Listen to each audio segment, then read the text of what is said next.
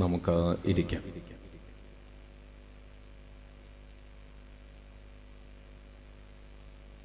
കൊരിന്ത്യസുകാർക്ക് എഴുതിയ രണ്ടാം ലേഖനം 3-ാം അധ്യായം 18-ാമത്തെ തിരുവചനം.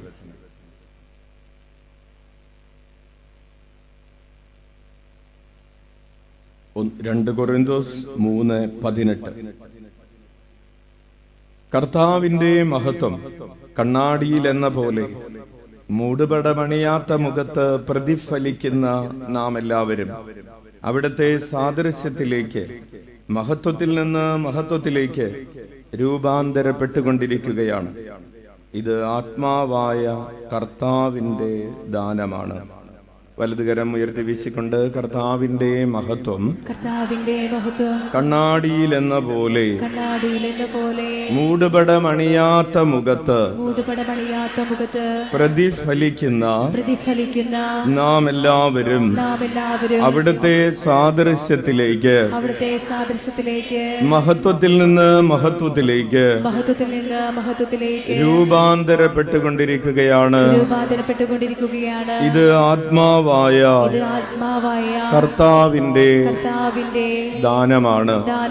ഇരുകരങ്ങളും ഉയർത്തി വീശിക്കൊണ്ട് കർത്താവിന്റെ മഹത്വം കണ്ണാടിയിൽ എന്ന പോലെ മൂടുപടമണിയാത്ത മുഖത്ത് പ്രതിഫലിക്കുന്ന നാം എല്ലാവരും അവിടുത്തെ സാദൃശ്യത്തിലേക്ക്, മഹത്വത്തിൽ നിന്ന് മഹത്വത്തിലേക്ക് രൂപാന്തരപ്പെട്ടുകൊണ്ടിരിക്കുകയാണ്. ഇത് ആത്മാവായ കർത്താവിന്റെ ദാനമാണ്. ഈശോയിൽ ഏറ്റവും സ്നേഹം നിറഞ്ഞ സെബാസ്റ്റ്യനച്ച, ജോസഫച്ച, പ്രിയപ്പെട്ട സിസ്റ്റേഴ്സ്, പ്രിയപ്പെട്ട സഹോദരരെ, ഈശോ മിശിഹായിക്ക് സ്തുതിയായിരിക്കട്ടെ. പരസ്പരം സ്തുതി പറയാം. Price the Lord. ഹല്ലേലൂയ. കരങ്ങൾ ഉയർത്തി വീശിക്കൊണ്ട് സന്തോഷത്തോടെ പറയാം ഹല്ലേലൂയ. കുറച്ചുകൂടെ സന്തോഷത്തോടെ പറയാം ഹല്ലേലൂയ. അടുത്തിരിക്കുന്നവരെ നോക്കി പുഞ്ചിരിച്ചുകൊണ്ട് പറയാം ഹല്ലേലൂയ. കുറച്ചുകൂടെ നന്നായിട്ട് ചിരിച്ചിട്ട് പറയാം ഹല്ലേലൂയ. അച്ഛനെ നോക്കി ഒന്ന് സൂപ്പറായിട്ട് ചിരിച്ചിട്ട് പറഞ്ഞേ ഹല്ലേലൂയ. എല്ലാ പല്ലും കാണിച്ച് ഈശോയെ നോക്കി ചിരിച്ചിട്ട് പറഞ്ഞേ ഹല്ലേലൂയ. Price the Lord. പ്രിയപ്പെട്ടവരെ, നമ്മൾ അമ്മ ത്രേസ്യയുടെ തിരുനാളിനോട് ഏറ്റവും അടുത്തുകൊണ്ടിരിക്കുകയാണ്. നേരത്തെ സൂചിപ്പിച്ചതുപോലെ ഇന്നടക്കം 9 വ്യാഴാഴ്ചകളാണ് ഇനി തിരുനാളിന് മുൻപ് ഉള്ളത്. ഈ ആഴ്ചകളിലും തുടർന്നും നമ്മൾ അമ്മ ത്രേസ്യയുടെ പഠനങ്ങളിലേക്ക് മടങ്ങിപ്പോവുകയാണ്. നമ്മൾ കഴിഞ്ഞ കുറച്ചാഴ്ചകളിലായി പഠിച്ചുകൊണ്ടിരിക്കുന്ന ഒരു വിഷയത്തിൽ നിന്ന് തന്നെ നമ്മൾ അമ്മ ത്രേസ്യയിലേക്ക് പ്രവേശിക്കുകയാണ്. നമ്മൾ പഠിച്ചുകൊണ്ടിരുന്നത് വിശുദ്ധിയെ കുറിച്ചാണ്. ഈശോയുടെ ആഗ്രഹത്തെ കുറിച്ച് പറഞ്ഞപ്പോൾ നമ്മൾ പറഞ്ഞു, ഈശോയുടെ ആഗ്രഹമാണ് നമ്മൾ വിശുദ്ധിയിൽ ജീവിക്കണം എന്നത്. വിശുദ്ധിയിൽ ജീവിക്കുന്നത് കൊണ്ട് ഉണ്ടാകുന്ന ഗുണങ്ങളെ കുറിച്ച് നമ്മൾ സൂചിപ്പിച്ചു. എപ്രകാരം വിശുദ്ധിയിൽ വളരാൻ നമ്മെ സഹായിക്കുന്ന ചിന്തകളെ കുറിച്ച് നമ്മൾ പഠിച്ചു. ഇതിനു മുൻപ് ആ വചന ശുശ്രൂഷകളിലും പങ്കെടുക്കാൻ പറ്റാത്തവർക്ക് നിങ്ങൾക്കത് യൂട്യൂബിൽ സെർച്ച് ചെയ്താൽ മതി, നിങ്ങൾക്കത് ലഭിക്കുന്നതാണ്. വിശുദ്ധിയെക്കുറിച്ചുള്ള ബെനഫിറ്റ്സ് ഓഫ് ഹോളിനെസ് എന്ന ഒരു എപ്പിസോഡും വിശുദ്ധിയിൽ വളരാൻ എന്ത് ചെയ്യണം എന്ന മറ്റൊരു എപ്പിസോഡും ഒക്കെ നമ്മൾ ചർച്ച ചെയ്ത് കഴിഞ്ഞതാണ്. പ്രിയപ്പെട്ടവരെ, വളരെ ആദ്യമായിട്ട് വന്നിട്ടുള്ളവരാരെങ്കിലും ഒക്കെ ഉണ്ടെങ്കിൽ അവരോട് പറയുകയാണ്, നമ്മൾ വളരെ പ്രധാനപ്പെട്ട ഒരു വചന ശുശ്രൂഷയിലേക്ക് പ്രവേശിക്കുകയാണ്. വചന ശുശ്രൂഷ കഴിയുന്നതുവരെ നിങ്ങൾ ഇരിക്കുന്നിടത്ത് നിന്ന് അനങ്ങുന്നതല്ല എന്ന് നിങ്ങളെ സ്നേഹപൂർവ്വം നിങ്ങളോട് തന്നെ അത് പറയുക, ഓർമ്മിപ്പിക്കുക. അപ്പോൾ വിശുദ്ധിയിൽ വളരാൻ, ഫോസ്റ്റർ ചെയ്യാൻ നമ്മൾ എന്ത് ചെയ്യണം എന്ന് നമ്മൾ ധ്യാനിച്ചു. ദൈവ സാന്നിധ്യം അനുഭവിക്കുക, അതായത് ദൈവഭയത്തിൽ വളരുക. രണ്ടാമതായി നമ്മൾ പറഞ്ഞു വചനത്തിൽ നിലനിൽക്കുക, വചനം പറഞ്ഞ് പ്രാർത്ഥിച്ചു കൊണ്ടിരിക്കുക. മൂന്നാമതായി തിന്മയ്ക്കെതിരെയുള്ള യുദ്ധത്തിന് നമ്മൾ മുൻകൂട്ടി തയ്യാറാവുക. നിങ്ങൾ എഴുതി വെച്ചിട്ടുണ്ടാകും എന്നച്ഛൻ പ്രതീക്ഷിക്കുന്നു. വിശുദ്ധിയിൽ ജീവിക്കുന്നതിന് നമ്മെ സഹായിക്കുന്ന ഒന്നാമത്തെ ഘടകം എന്തായിരുന്നു? ദൈവ സാന്നിധ്യം അനുഭവിക്കുക. ദൈവം നമ്മുടെ കൂടെയുണ്ട്, ദൈവം നമ്മെ കണ്ടുകൊണ്ടിരിക്കുന്നുണ്ട്. അല്ലെങ്കിൽ ദൈവം നമ്മെ കണ്ടുകൊണ്ടിരിക്കുക എന്ന് പറയുമ്പോൾ അതിൽ മറ്റൊരു കാര്യം കൂടെ ഉണ്ട്, ഒരു ദൈവ ഭയത്തിന്റെ മേഖലയുണ്ട്, പിന്നീട് പറയാം. അപ്പോൾ ദൈവം നമ്മെ കണ്ടുകൊണ്ടിരിക്കും. ദൈവ സാന്നിധ്യത്തിലായിരിക്കുമ്പോൾ, ദൈവ സാന്നിധ്യ അവബോധത്തിലായിരിക്കുമ്പോൾ നമ്മൾ പാപം ചെയ്യുകയില്ല. ദൈവ സാന്നിധ്യത്തിലായിരുന്നിട്ടും നമ്മൾ പാപം ചെയ്യുന്നുണ്ടെങ്കിൽ, ദൈവമുണ്ട്, ദൈവം കാണുന്നുണ്ട്, ദൈവം എന്നെ അറിയുന്നുണ്ട്, എന്നിട്ടും ആ ബോധമുണ്ടായിട്ടും നമ്മൾ പാപം ചെയ്യുന്നുണ്ടെങ്കിൽ അതിന്റെ അർത്ഥം എന്താണ്? അതായത് നമുക്കറിയാം, നമ്മൾ മുറിയൊക്കെ അടച്ചിട്ടിരിക്കുകയാണ്, മനുഷ്യരാരും കാണുന്നില്ല.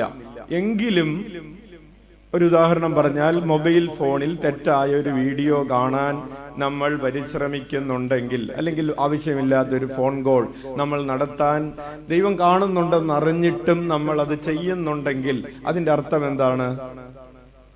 നമുക്ക് ദൈവഭയം ഇല്ല എന്നതാണ്.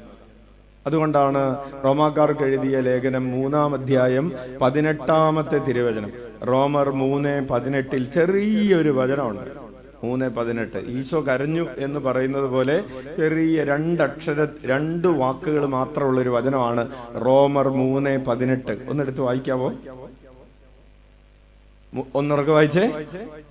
അവർക്ക് ദൈവഭയമില്ല. അത്ര ഉള്ള ആ വാക്ക് പഠിക്കാൻ എളുപ്പമാണ്, വചനം പഠിക്കാൻ എളുപ്പമാണ്. റോമർ 3:18 അവർക്ക് ദൈവഭയമില്ല. ഹല്ലേലൂയ. അപ്പൊ അത് വലിയൊരു ആരോപണമാണ്, ജനത്തിനെതിരെയുള്ള വലിയൊരു ആരോപണമാണ്. അപ്പോൾ അതാണ്, അപ്പൊ ദൈവ സാന്നിധ്യത്തിലായിരിക്കുക. രണ്ടാമതായി നമ്മൾ പറഞ്ഞു വചനത്തിൽ നിലനിൽക്കുക. നമ്മെ വിശുദ്ധിയിൽ നിലനിൽക്കാൻ ഓർമ്മിപ്പിക്കുന്ന ഒത്തിരിയേറെ വചനങ്ങൾ നമ്മൾ എടുത്ത് വായിച്ചതാണ്. നമ്മൾ അവസാനം പറഞ്ഞത്, ആ ഭാഗത്ത് അവസാനം പറഞ്ഞത്, രാത്രി കഴിയാറായി, പകൽ സമീപിച്ചിരിക്കുന്നു. ഒടുവിൽ പറയുകയാണ്, നിങ്ങൾ പാപത്തിലേക്ക് നയിക്കത്തക്ക വിധം ശരീരത്തെ കുറിച്ച് ചിന്തിക്കാതിരിക്കുവാൻ. വലതുകരം ഉയർത്തി വീശിക്കൊണ്ടെന്ന് പറഞ്ഞേ, പാപത്തിലേക്ക് നയിക്കത്തക്ക വിധം നിങ്ങൾ ശരീരത്തെ കുറിച്ച് ചിന്തിക്കാതിരിക്കുവിൻ. ഹല്ലേലൂയ. അതാണ് റോമർ 13:14 ആ വചനം. കർത്താവായ യേശുക്രിസ്തുവിനെ ധരിക്കുവിൻ, ദുർമോഹങ്ങളിലേക്ക് നയിക്കത്തക്ക വിധം ശരീരത്തെ പറ്റി ചിന്തിക്കാതിരിക്കും. അപ്പൊ ഇപ്രകാരമുള്ള വചനങ്ങള് നമ്മൾ മുറുകെ പിടിക്കുമ്പോൾ, ജീവന്റെ വചനത്തെ നമ്മൾ മുറുകെ പിടിക്കുമ്പോൾ പിശാചിന് നമ്മെ പാപത്തിലേക്ക് വലിച്ചിഴച്ചു കൊണ്ടുപോകാൻ സാധിക്കുകയില്ല. മൂന്നാമതായി നമ്മൾ പറഞ്ഞു, തിന്മയ്ക്കെതിരെയുള്ള യുദ്ധത്തിന് മുൻകൂട്ടി തയ്യാറാകുക. ഹല്ലേലൂയ. വണ്ടി ഇടിച്ച് തലകുത്തി വീണതിന് ശേഷമല്ല ഹെൽമറ്റ് വെക്കാനായിട്ട് അന്വേഷിക്കേണ്ടത്, അല്ലേ? അപ്പോൾ നേരത്തെ അന്വേഷിച്ചു. അപ്പോൾ നമ്മൾ പറഞ്ഞു, നമ്മൾ എല്ലാ ദിവസവും പാപ സാഹചര്യം ഉണ്ടാകുന്നതിന് മുമ്പ് തന്നെ പ്രാർത്ഥിക്കണം, ഈശോയെ നീ മനസ്സാകുന്നെങ്കിൽ എന്നെ ശുദ്ധനാക്കാൻ കഴിയും. ഹല്ലേലൂയ. അച്ഛൻ നിങ്ങളോട് പറഞ്ഞു തോന്നുന്നു, പോപ്പ് ചൊല്ലുന്ന ഒരു പ്രാർത്ഥന അല്ലേ?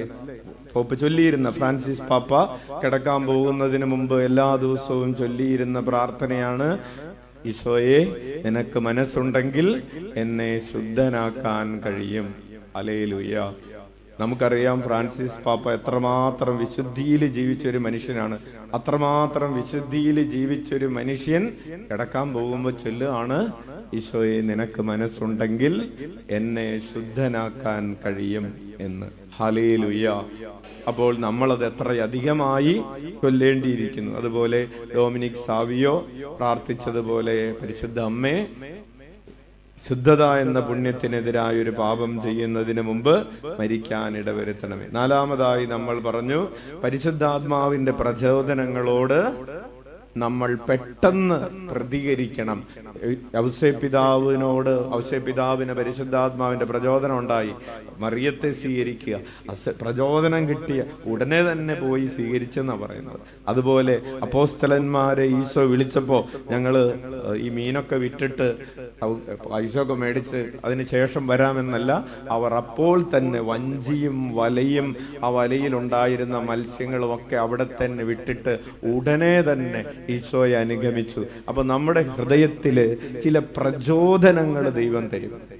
ദൈവികമായി ചിന്തിക്കാനും പ്രവർത്തിക്കാനും തീരുമാനം, ചില സ്ഥലത്തേക്ക് പോകാതിരിക്കാനുള്ള പ്രചോദനം, ചില സ്ഥലത്തേക്ക് പോകാൻ, ചില വചനം എടുത്ത് വായിക്കാൻ, ചില പ്രാർത്ഥനകൾ ചൊല്ലാൻ ഒക്കെയുള്ള പ്രചോദനം തരുമ്പോ, അല്ലെങ്കിൽ ഒരു വ്യാഴാഴ്ച നിങ്ങൾക്കൊരു പ്രചോദനം കിട്ടുകയാണ്, ഇന്ന് ആവിലയിൽ ഇപ്പോ എന്ന് പ്രചോദനം കിട്ടുമ്പോ അടുത്ത ആഴ്ച പോവാന്ന് പറയരുത്.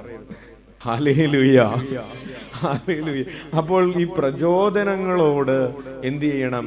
നമ്മൾ ഉടനടി പ്രതികരിക്കണം. അല്ലെങ്കിൽ ആ പ്രചോദനം, പ്രിയപ്പെട്ടവരെ, പതുക്കെ പതുക്കെ ഇല്ലാതെയായിപ്പോ. നമ്മളോട് ഈശോ പറയുന്നത് കേൾക്കാതിരുന്നാൽ, അല്ലെങ്കിൽ കേട്ടിട്ട് നമ്മൾ പതുക്കെ അത് സൈഡാക്കി വെച്ചാൽ പിന്നെ ഈ ആത്മാവിന്റെ ശബ്ദം നമുക്ക് കേൾക്കാൻ പറ്റാതെയാവും.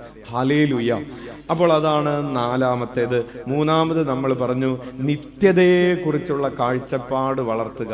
ഈ ഭൂമിയിലുള്ള കാര്യങ്ങളെ കുറിച്ച് മാത്രമല്ല, നമ്മൾ നിത്യതയിലേക്ക്, നമ്മൾ എടുത്തു വായിച്ച വചനം വെളിപാടിന്റെ പുസ്തകം 14-ാം അധ്യായം 1 മുതൽ 5 വരെയുള്ള തിരുവചനങ്ങളാണ്. അതിൽ പറയുന്നത് കുഞ്ഞാടിന്റെ കൂടെ, കുഞ്ഞാട് പോകുന്നിടത്തെല്ലാം കുഞ്ഞാടിനെ അനുഗമിച്ച ബ്രഹ്മചാരികളെ കുറിച്ച് പറയുന്നു. അപ്പോൾ ഈ നിത്യത എനിക്ക് സ്വന്തമാക്കണമെങ്കിൽ ഞാൻ വിശുദ്ധിയിൽ ജീവിച്ചേ മതിയാകൂ. അതാണ് നിത്യതയുടെ കാഴ്ചപ്പാട്. നിത്യതയിൽ അവർ കല്യാണം കഴിക്കുകയോ കല്യാണം കഴിപ്പിച്ചു കൊടുക്കുകയോ ചെയ്യുന്നില്ല. അവർ ആരെ പോലെ ആയിരിക്കും എന്ന് പറയുന്നത്? ദൈവദൂതന്മാരെ പോലെ. അപ്പോൾ നിത്യതയിൽ ദൂതന്മാരെ പോലെ ആയിരിക്കുന്ന ഒരു ജീവിതം എനിക്ക് അഭ്യസിക്കേണ്ടതുണ്ട്. വിശുദ്ധിയിൽ ഈ ഭൂമിയിൽ ജീവിക്കേണ്ടതുണ്ട്. അതാണ് നിത്യതയെ കുറിച്ചുള്ള കാഴ്ചപ്പാട്. ഈ ലോകത്തിലുള്ള ചില മോഹങ്ങൾക്ക്, ദുർമോഹങ്ങൾക്ക്, ജഡത്തിന്റെ ദുരാശകൾക്ക് ഞാൻ എന്നെ തന്നെ വിട്ടുകൊടുത്താൽ എനിക്ക് നിത്യത നഷ്ടപ്പെടും. അതാണ് നിത്യതയെ കുറിച്ചുള്ള ബോധ്യം. ആറാമതായി നമ്മൾ പറഞ്ഞു സഹനങ്ങളെ വിശുദ്ധീകരണത്തിന് വേണ്ടി സമർപ്പിക്കുക. ഹല്ലേലൂയ. കരങ്ങൾ ഉയർത്തി വീശിക്കൊണ്ടെന്ന് പറഞ്ഞ്, എന്റെ സഹനങ്ങളെ ഞാൻ എന്റെ വിശുദ്ധീകരണത്തിന് വേണ്ടി സമർപ്പിക്കുന്നു. ഹല്ലേലൂയ. പ്രിയപ്പെട്ടവരെ, അച്ഛന് വായിൽ പൊട്ടുകയും അപ്പോ മുറിവുണ്ടാവുകയും ഭക്ഷണം കഴിക്കാൻ പ്രയാസം ഉണ്ടാവുകയും സംസാരിക്കാൻ ബുദ്ധിമുട്ടുണ്ടാവുകയും ഒക്കെ ചെയ്യുന്ന സമയങ്ങളിൽ ഈശോ പറഞ്ഞു തന്ന ഒരു കാര്യം ഇതാണ്: ഈ സഹനങ്ങളെ അധരത്തിലൂടെ, അതായത് സംസാരത്തിലൂടെ മനുഷ്യർ, അച്ഛനും മറ്റുള്ളവരും ഒക്കെ ചെയ്യുന്ന പാപങ്ങൾക്ക് പരിഹാരമായി സമർപ്പിച്ച് പ്രാർത്ഥിക്കാൻ അച്ഛനൊരു ഇൻസ്പിറേഷൻ കിട്ടിയിട്ടുണ്ടായിരുന്നു. അപ്പോൾ അച്ഛൻ അത് ചെയ്യുമായിരുന്നു. അപ്പോൾ നമുക്ക് ഉണ്ടാകുന്ന ചെറിയ സഹനങ്ങളെ, വലിയ സഹനമൊന്നുമല്ല, ചെറിയൊരു സഹനത്തെ ഒരു പക്ഷേ വായയുമായിട്ട് ബന്ധപ്പെട്ട് നമ്മൾ ചെയ്യുന്ന പാപങ്ങളാണ് പലതരത്തിൽ ആവശ്യമില്ലാത്ത സംസാരങ്ങൾ. അപ്പോൾ സംസാരത്തിലൂടെ വരുന്ന എനിക്ക് വന്നിട്ടുള്ള പാപങ്ങൾക്ക്, അതുപോലെ എൻ്റെ പ്രിയപ്പെട്ടവർക്ക്, മറ്റുള്ളവർക്ക് വരുന്ന പാപങ്ങൾക്ക് പരിഹാരമായി എൻ്റെ വായയിലെ മുറിവ് ഞാൻ സമർപ്പിച്ച് പ്രാർത്ഥിക്കുന്നു. പ്രിയപ്പെട്ടവരെ, അതുപോലെ നമ്മുടെ ഓരോരുത്തരുടെയും ശരീരത്തിന്റെയും മനസ്സിന്റെയും വേദനകളെ നമുക്ക് നമ്മുടെ തന്നെയും മറ്റുള്ളവരുടെയും വിശുദ്ധീകരണത്തിന് വേണ്ടി സമർപ്പിച്ച് പ്രാർത്ഥിക്കാൻ സാധിക്കും. കൈയടിച്ച കർത്താവിന് നന്ദി പറയാം. അപ്പോൾ അതൊരു അഭിഷേകമായി, ആ ഒരു വേദന, ആ ഒരു സഹനം ഒരു അഭിഷേകമാക്കി കർത്താവ് മാറ്റും. Hallelujah, hallelujah. ഇല്ലേ, വേദനകളാണ് എന്തായിട്ട് മാറുന്നത്?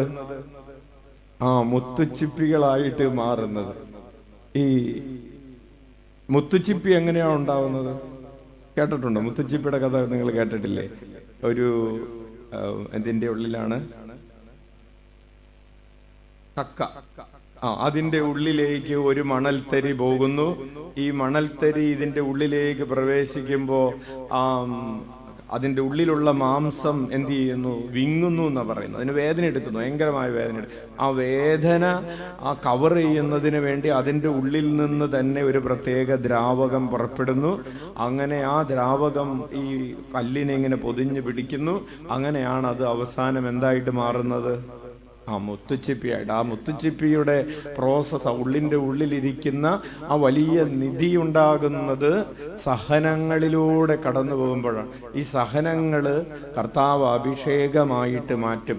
ഇന്ന് നമുക്കുള്ള ഏത് സഹനവും, അതാണ് വചനം എഴുതിയിരിക്കുന്ന റോമർ 8:28 നമ്മൾ വായിക്കുന്നത്, തന്നെ സ്നേഹിക്കുന്നവർക്ക്, തൻ്റെ പദ്ധതി അനുസരിച്ച് വിളിക്കപ്പെട്ടവർക്ക് ദൈവമെല്ലാം നന്മയായി മാറ്റുന്നു. കൈയടിച്ച് കർത്താവിന് നന്ദി പറയാം.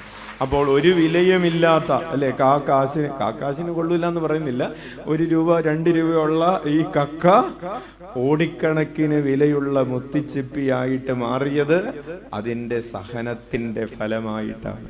Hallelujah, hallelujah. ഒരു സഹനവും ഇല്ലാതിരുന്നെങ്കിൽ ആ കക്ക എന്തായിട്ട് തന്നെ കിടന്നാനെ? 2 രൂപയുടെ വിലയിൽ തന്നെ കിടന്നാനേ. ഹല്ലേലൂയ. അപ്പോൾ കർത്താവിന് നമുക്ക് വില കൂട്ടിത്തരണമെന്ന ആഗ്രഹമുള്ള കർത്താവ് നമുക്ക് ചില സഹനങ്ങൾ അനുവദിക്കും. അപ്പോൾ ആ സഹനങ്ങളെ നമ്മൾ എന്ത് ചെയ്യണം? അത് പാഴാക്കി കളയരുത്. എങ്ങനെയാണ് സഹനങ്ങളെ നമ്മൾ പാഴാക്കി കളയുന്നത്?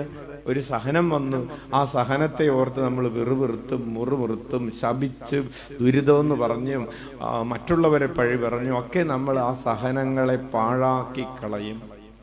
നമ്മൾ സഹനങ്ങളെ പാഴാക്കി കളയുകയല്ല, നമ്മുടെ കണ്ണീർ കണങ്ങളെ മണിമുത്തുകളാക്കി മാറ്റുന്ന ഒരു മാജിക് കർത്താവിന്റെ കയ്യിലുണ്ട്. കർത്താവിന് വിട്ടുകൊടുക്കുമ്പോൾ ആ സഹനങ്ങളെ, വിശുദ്ധീകരണത്തിന്, അപമാനത്തെ, അസ്വസ്ഥതകളെ ഒക്കെ കർത്താവിന് വിട്ടുകൊടുത്ത് ഇതൊരു പ്രാശ്ചിത്തമായിട്ട് നമ്മൾ ഏറ്റെടുത്ത പ്രാശ്ചിത്തം ആവണമെന്നില്ല. നമ്മൾ കുരിശിന്റെ വഴി നടത്തുന്നത്, അല്ലെങ്കിൽ നമ്മൾ മലയാറ്റൂര് മല കയറുന്നതൊക്കെ നമ്മൾ ഏറ്റെടുത്ത സഹനങ്ങളാണെങ്കിൽ, ഏറ്റെടുക്കാതെ തന്നെ കർത്താവ് നമുക്ക് തന്ന ആ സഹനത്തെ സന്തോഷത്തോടുകൂടെ ഏറ്റെടുക്കുമ്പോൾ നമ്മളത് ഒരു പ്രാശ്ചിത്ത പ്രവൃത്തിയായിട്ട്, അപ്രകാരമാണ് കൊച്ചുത്രേസ്യൊക്കെ തൻ്റെ സഹനങ്ങൾ, കൊച്ചുത്രേസ്യക്ക് രോഗം കൊച്ചുത്രേസ്യ ഉണ്ടാക്കിയെടുത്തതല്ലോ, രോഗം കിട്ടിയതാണ്, കർത്താവ് കൊടുത്തതാണ്. കർത്താവിന്റെ സ്നേഹത്തിന്റെ അടയാളം എന്നാണ് കൊച്ചുത്രേസ്യ രക്തം ഛർദ്ദിച്ചതിനെ കുറിച്ച് പറയുന്നത്. കർത്താവിന്റെ സന്ദർശനം ഞാൻ അനുഭവിച്ചു. എപ്പോ? രക്തം ഛർദ്ദിച്ചപ്പോൾ. അപ്പോൾ ആ സഹനത്തെ കൊച്ചുത്രേസ്യ സമർപ്പിച്ചു, വൈദികരുടെ വിശുദ്ധീകരണത്തിന് വേണ്ടി സമർപ്പിച്ചു, മിഷൻ പ്രദേശത്ത് നഷ്ടപ്പെട്ടു പോകുന്ന ആത്മാക്കൾക്ക് വേണ്ടി സമർപ്പിച്ചു. അങ്ങനെ സഹനത്തെ സമർപ്പിച്ച് അവൾ വിശുദ്ധിയായിട്ട് മാറി. കൈയടിച്ച് കർത്താവിന് നന്ദി പറയാം. ഉച്ചത്തിൽ വിളിക്കാം, ഈശോയേ. നമുക്ക് ഇങ്ങനെ പറഞ്ഞാൽ കൂടെ തെറ്റില്ല. ആ സഹനമാണ് കൊച്ചുത്രേസ്യയെ വിശുദ്ധയാക്കി മാറ്റിയത്. കൊച്ചുത്രേസ്യയെ വിശുദ്ധയായി പ്രഖ്യാപിച്ചതിന്റെ 100ാം വർഷമാണിത്. 1925 മെയ് മാസത്തിലാണ്, 18-ാം തീയതിയാണോ 19-ാം തീയതിയാണോ എന്ന് വെച്ചാൽ സംശയമുണ്ട്, മെയ് മാസത്തിലാണ് കൊച്ചുത്രേസ്യയെ വിശുദ്ധയായിട്ട് പ്രഖ്യാപിച്ചത്. അപ്പോൾ അതിന്റെ ഇപ്പോ 2025 100ാം വർഷത്തിലാണ് നമ്മൾ. അപ്പോൾ പ്രിയപ്പെട്ടവരെ, അതാണ് വിശുദ്ധിയിലേക്കുള്ള വഴി. 7ാമതായിട്ട് നമ്മൾ പറഞ്ഞു, പ്രലോഭനത്തിന്റെ സാഹചര്യങ്ങളിൽ നിന്ന് ഒഴിഞ്ഞു നിൽക്കുക. വിശുദ്ധിയിൽ ജീവിക്കാൻ ആഗ്രഹിക്കുന്നവര് പ്രലോഭനമുണ്ടാകും എന്ന് കരുതുന്ന ഒരു മെസ്സേജ് ആയിക്കൊള്ളട്ടെ, ഒരു കോൾ ആയിക്കൊള്ളട്ടെ, ഒരു വീഡിയോ ആയിക്കൊള്ളട്ടെ, അത് കാണാൻ നിൽക്കരുത്. വ്യഭിചാരത്തിൽ നിന്ന് ഓടി അകലുവിൻ എന്നാണ് വചനം നമ്മോട് പറയുന്നത്. വികാരങ്ങളെ ഉണർത്തുന്ന സിനിമകൾ, ചാറ്റിങ്ങുകൾ, സംഭാഷണങ്ങളൊക്കെ ഒഴിവാക്കുക. 8ാമതായിട്ട് നമ്മൾ പറഞ്ഞു, ഹൃദയം ക്രിസ്തുവിൽ ഉറപ്പിക്കുക. ഹല്ലേലൂയ. ഹൃദയം ക്രിസ്തുവിൽ ഉറപ്പിക്കുന്നതിന്റെ ഒരു ഭാഗമാണ് പ്രിയപ്പെട്ടവരെ. നമ്മൾ ആരാധന നടത്തുന്നു, ഈശോയെ എന്ന് വിളിക്കുന്നു, യേശുനാമം വിളിക്കുന്നു, ഈശോയെ അങ്ങയുടെ കരുണയിൽ ഞങ്ങൾ ആശ്രയിക്കുന്നു എന്നൊക്കെ പറഞ്ഞ് നമ്മൾ ഈ സമയം ചെലവഴിക്കുന്നതും നമ്മൾ ഹൃദയം കർത്താവിൽ ഉറപ്പിക്കുന്നതിന്റെ ഭാഗമാണ്. അതാണ് നമ്മൾ വായിച്ചത്. 1 യോഹന്നാൻ 3:2-3 തിരുവചനങ്ങൾ. നമ്മൾ ദൈവത്തിന്റെ മക്കളാണ്. എന്തായി തീരുമെന്ന് നമുക്ക് അറിഞ്ഞുകൂടാ.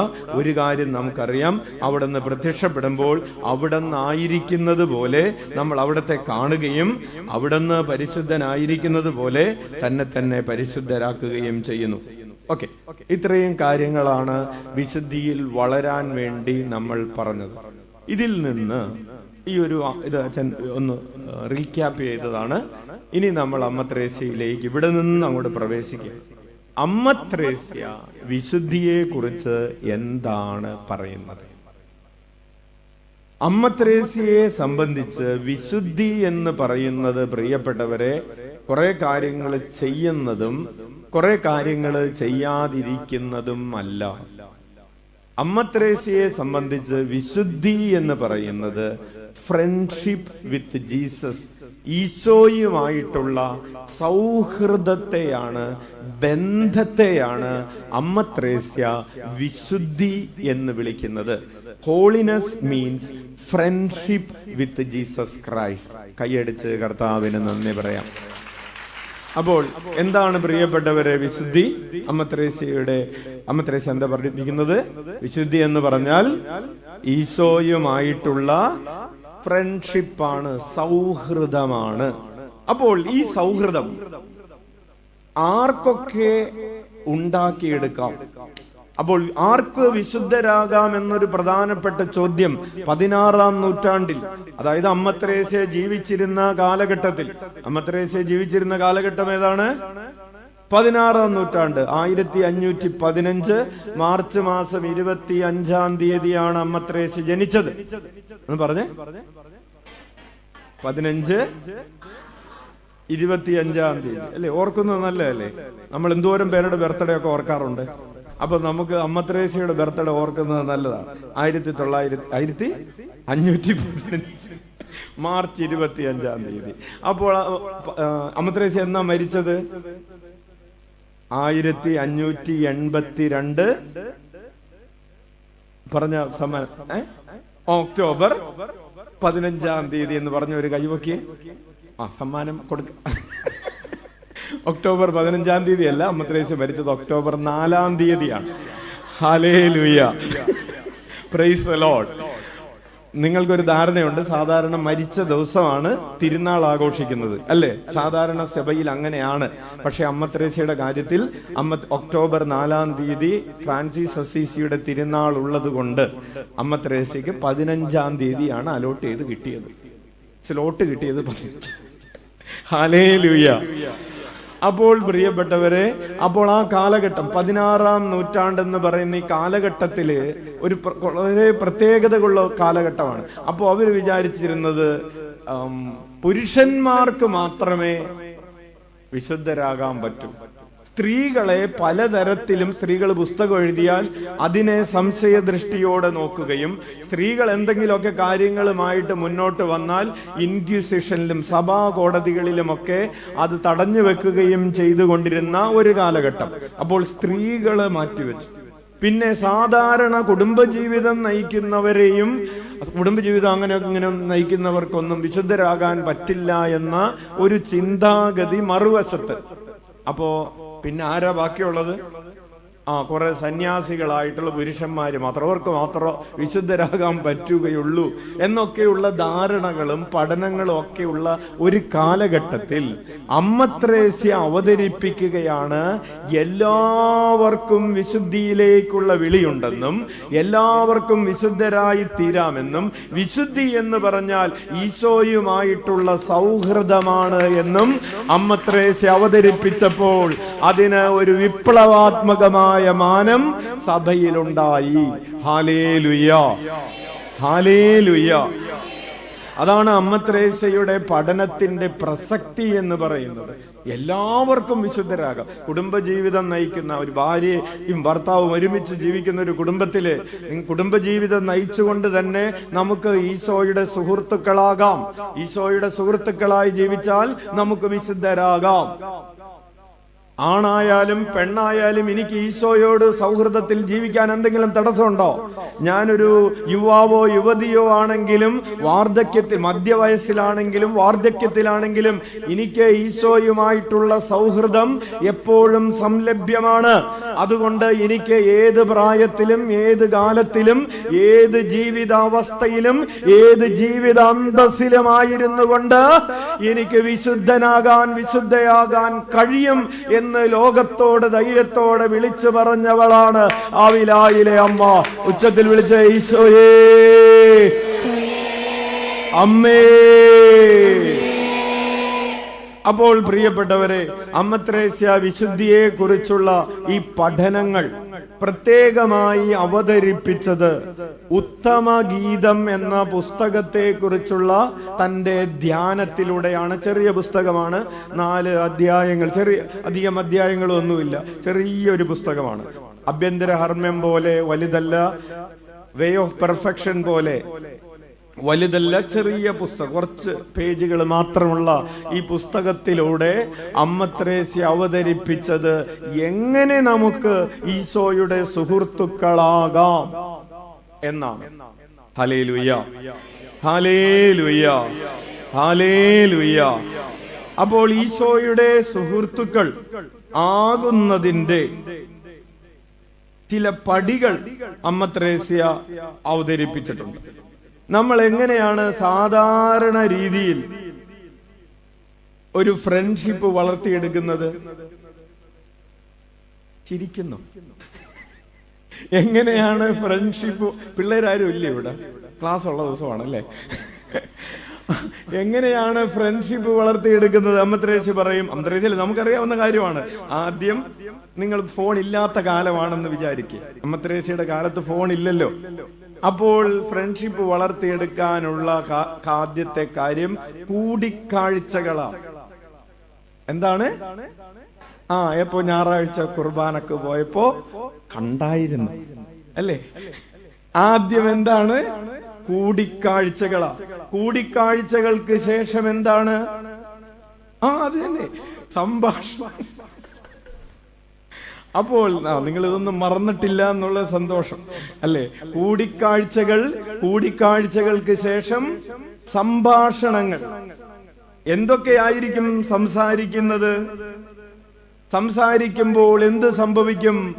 പ്രിയപ്പെട്ടവരെ, മൂന്നാമത്തെ തലം എന്ന് പറയുന്നത് ഇഷ്ടങ്ങൾ മനസ്സിലാക്കുക എന്നതാണ്.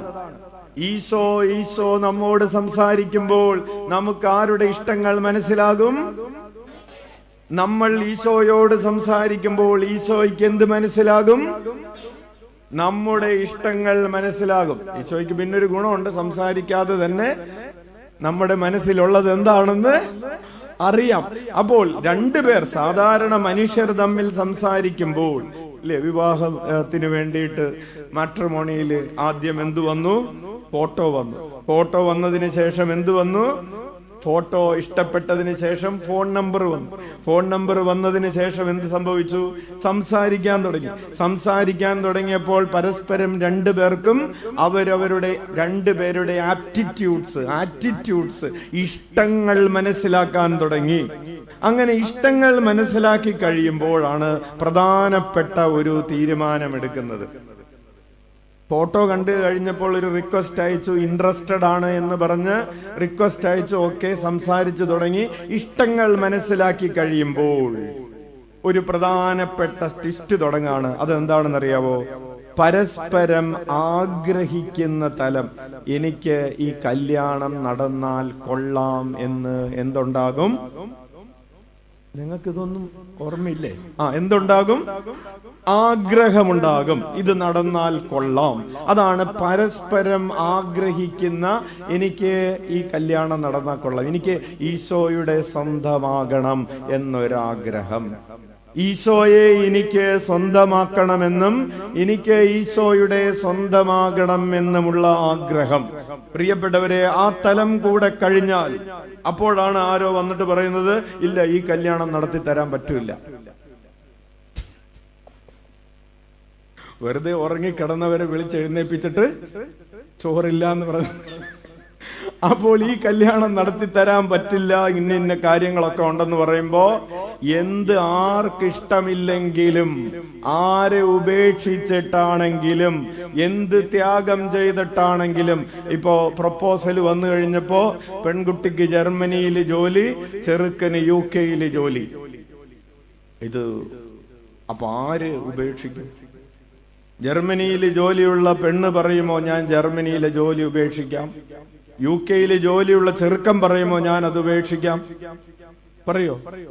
പറയൂല. പക്ഷേ ഈ ആഗ്രഹം വളരെ ആഴമുള്ളതാണെങ്കിൽ അവരെന്തു പറയും? ചെറുക്കം പറയും, ഞാൻ UK ഉപേക്ഷിക്കാം. പറയില്ലേ? പെണ്ണ് പറയും വേണ്ട, ഞാൻ ജർമ്മനി ഉപേക്ഷിക്കും. അച്ഛൻ പറഞ്ഞുകൊണ്ടിരിക്കുന്നത് റിയൽ ആയിട്ടുള്ള സ്നേഹത്തെ കുറിച്ചാണ് കേട്ടോ. അല്ലെങ്കിൽ പറയും നീ നിന്റെ പാട്ടിന് പോടാ, എനിക്ക് എന്റെ ജർമ്മനിയും എന്റെ ജോലിയും വിട്ടിട്ട് നീയും വേണ്ട, നിന്റെ UK വേണ്ട എന്ന് പറയും. അവനും അങ്ങനെ തന്നെ പറയും, നിന്നെയും വേണ്ട, നിന്റെ ജർമ്മനിയും വേണ്ട, പോയി പണിയൊക്കെ പറയും. പക്ഷേ പ്രിയപ്പെട്ടവരെ, ഈ ദാഹം യഥാർത്ഥത്തിലുള്ളതാണെങ്കിൽ എന്ത് ത്യാഗമെടുത്തും, ഏത് നമ്മുടെ ആണ് ഈശോ പറയുന്നത്, എന്നേക്കാൾ ഉപരി പിതാവിനെയോ മാതാവിനെയോ സഹോദരങ്ങളെയോ വയലുകളെയോ സ്വത്തിനെയോ ജോലിയെയോ എന്തിനെയോ എന്നേക്കാൾ ഉപരി സ്നേഹിക്കുന്നവൻ എന്റെ സൗഹൃദത്തിന്, ഞാനുമായിട്ടുള്ള ഫ്രണ്ട്ഷിപ്പിന് യോഗ്യനല്ല. കൈയടിച്ച് കർത്താവിന് നന്ദി പറയാം. അപ്പോൾ ആ തലം എന്ന് പറയുന്നത് പരസ്പരം ത്യാഗമേറ്റെടുക്കാൻ തയ്യാറാകുന്ന തലമാണ്. ആ തലത്തെയാണ് ഇംഗ്ലീഷിൽ ഡിറ്റാച്ച്മെന്റ് എന്ന് പറയുന്നത്. എന്താണ്? അതാണ് ആത്മപരിത്യാഗം. നിങ്ങൾ പെട്ടെന്ന് ഓർക്കാൻ, UK ജോലി, ജർമ്മനിയിലെ ജോലി, അത്ര ഓർത്താൽ മതി. എളുപ്പത്തിൽ കിട്ടിയില്ലേ? ഹല്ലേലൂയ. ഇനി അതിനുശേഷം കല്യാണമൊക്കെ ഉറപ്പിച്ചതിന് ശേഷം പ്രിയപ്പെട്ടവരെ, അടുത്ത തലം എന്ന് പറയുന്നത് പരസ്പരം മഹത്വപ്പെടുത്തുന്ന തലമാണ്. എന്താണ് തലം? പരസ്പരം ഈശോയെ നമ്മൾ മഹത്വപ്പെടുത്തുന്നതിനേക്കാൾ മുമ്പ് അച്ഛൻ വേറൊരു കാര്യം പറയാം. കല്യാണം ഉറപ്പിച്ചു എന്ന് വിചാരിക്കുക, എന്നിട്ട് വിളിക്കാൻ പോകുന്ന സമയമാണെന്നൊക്കെ വിചാരിക്കുക. ആ സമയത്ത് നമ്മൾ എന്തായിരിക്കും? പെണ്ണിന്റെ വീട്ടുകാര് ചെറുക്കന്റെ കുറിച്ച് പറയുന്നത് എന്തായിരിക്കും? നമ്മുടെ ഒരു ഭാഗ്യത്തിന് ഇങ്ങനെ ഒരു ചെറുക്കനെ കിട്ടി, എന്തൊരു എളിമയാണ്, അവരുടെ വീട്ടിലുണ്ടല്ലോ എന്തൊരു പ്രാർത്ഥനയാണ്, ഇങ്ങനെ ഒരു കുടുംബം, നമ്മളെയൊന്നും അവരുടെ വാലി കെട്ടാൻ കൊള്ളൂല്ല അല്ലേ? വിളിക്കാൻ നടക്കുന്ന സമയത്ത് പെണ്ണിന്റെ വീട്ടുകാര് ചെറുക്കന്റെ വീട്ടുകാരെ കുറിച്ച് അച്ഛൻ പ്രാർത്ഥിച്ചോണ്ടാണ് അച്ഛൻ കണ്ടിട്ടില്ല പ്രാർത്ഥിച്ചു, അച്ഛൻ പ്രാർത്ഥിച്ചു, നല്ലൊരു ചെറുക്കനെ കിട്ടാൻ ഞങ്ങൾ ഒരു യോഗ്യതയും ഇല്ലാത്തവരാണ്. അതെ അതെ, ഹല്ലേലൂയ. അങ്ങനെ അപ്പൊ പരസ്പരം ഇനി ഇതിപ്പോ ആരുടെ വീട്ടുകാരാ പറഞ്ഞത്? പെണ്ണിന്റെ വീട്ടുകാർ. ചെറുക്കന്റെ വീട്ടുകാരെന്തായിരിക്കും പറയുന്നത്? അച്ഛാ, തങ്കം പോലത്തെ ചന്ദന നിറമുള്ള പെണ്ണ്. ചന്ദനം കണ്ടിട്ട് കുറെ ആളായി. അപ്പൊ അച്ഛൻ പറഞ്ഞു, കല്യാണം കഴിഞ്ഞിട്ട് രണ്ടുപേരും കൂടിയും വരണം. ഹല്ലേലൂയ. പിന്നെ അവളുടെ വീട്ടുകാരുണ്ടല്ലോ, അവളുടെ അമ്മ, അവളുടെ അപ്പൻ, അവളുടെ സഹോദരൻ, സഹോദരി, എന്തൊരു നല്ല ആൾക്കാർ. ഇതൊക്കെ പറഞ്ഞപ്പോ പരസ്പരം കല്യാണം കഴിഞ്ഞ് 2 മാസം കഴിഞ്ഞിട്ട് പറഞ്ഞ കാര്യം നിങ്ങളോട് പറയുന്നില്ല. ഹല്ലേലൂയ. ഇത് കല്യാണത്തിന് മുമ്പാണ്. അത് മറ്റേത് നമുക്കിപ്പോ ബാധകമല്ല, അത് ബാധകമേ അല്ല. അവിടെ നോക്കട്ടെ. അപ്പോ പരസ്പരം മഹത്വപ്പെടുത്തുന്ന ഒരു തലമുണ്ട്. ഈശോയെ കുറിച്ച് നമ്മൾ എന്തു പറയുന്നു? ഈശോ എന്റെ ചങ്കാണ് അല്ലേ? ചങ്കിന്റെ ഈശോയെ, ഇതുപോലുള്ളൊരു മലവാണ്, ഇതുപോലൊരു ഈശോ. അപ്പൊ ഈശോയെ നമ്മൾ മഹത്വപ്പെടുത്തിക്കൊണ്ട് നടക്കുന്ന ഒരു തലമാണ് പ്രിയപ്പെട്ടവരെ അടുത്ത തലം എന്ന് പറയുന്നത്. ഇനി പിന്നത്തെ തലം എന്ന് പറയുന്നത്, അപ്പൊ ഇത്രയൊക്കെ ആയിക്കഴിഞ്ഞാൽ പിന്നെ നമ്മൾ എന്ത് ചെയ്യും? ഇത്രയും ആയിക്കഴിഞ്ഞാൽ ഈശോയെ ഇതുപോലെ മഹത്വപ്പെടും. പിന്നെ വിവാഹ നിശ്ചയത്തിന്റെ ഒരു സമയമാണ്, ഫിക്സിങ്ങിന്റെ തലമാണ്. വിവാഹ നിശ്ചയം ഉറപ്പിച്ചു, ഞാൻ പൂർണ്ണമായും ഈശോയ്ക്കുള്ളതാണ്. ഹല്ലേലൂയ. നമ്മൾ ഒത്തിരിയേറെ വിശുദ്ധരുടെ ജീവിതകഥ അതുപോലെ പഠിക്കുന്നുണ്ട്. ചെറിയ പ്രായത്തിൽ തന്നെ അവർ തീരുമാനിച്ചു. വിശുദ്ധ ആഗ്നസ്, വിശുദ്ധ മരിയ ഗൊരത്തി, വിശുദ്ധ കൊച്ചുദ്രേശ്, ഇവരൊക്കെ കൊച്ചു പ്രായത്തിൽ തന്നെ തീരുമാനിച്ചവരാണ്, ഞാൻ ഈശോ അല്ലാതൊരു മണവാളൻ എനിക്ക് വേണ്ട. അപ്പൊ ഫിക്സിങ്ങിന്റെ ഒരു തലമുണ്ട്. അതുപോലെ അതിന്റെ അപ്പുറത്തുള്ളൊരു തലമാണ് ഫിക്സിങ് കഴിഞ്ഞാൽ പിന്നെ ഉള്ളത് എന്താണ്? മനസമ്മതത്തിന്റെ തലമാണ്. പിന്നെ ഒരു സംശയമില്ല, അടുത്ത തലമാണ് മാരേജിന്റെ തലം. പ്രിയപ്പെട്ടവരെ, നമ്മളിപ്പോൾ ഈശോയുമായിട്ടുള്ള സൗഹൃദത്തിൽ ഏത് തലത്തിലാണ്?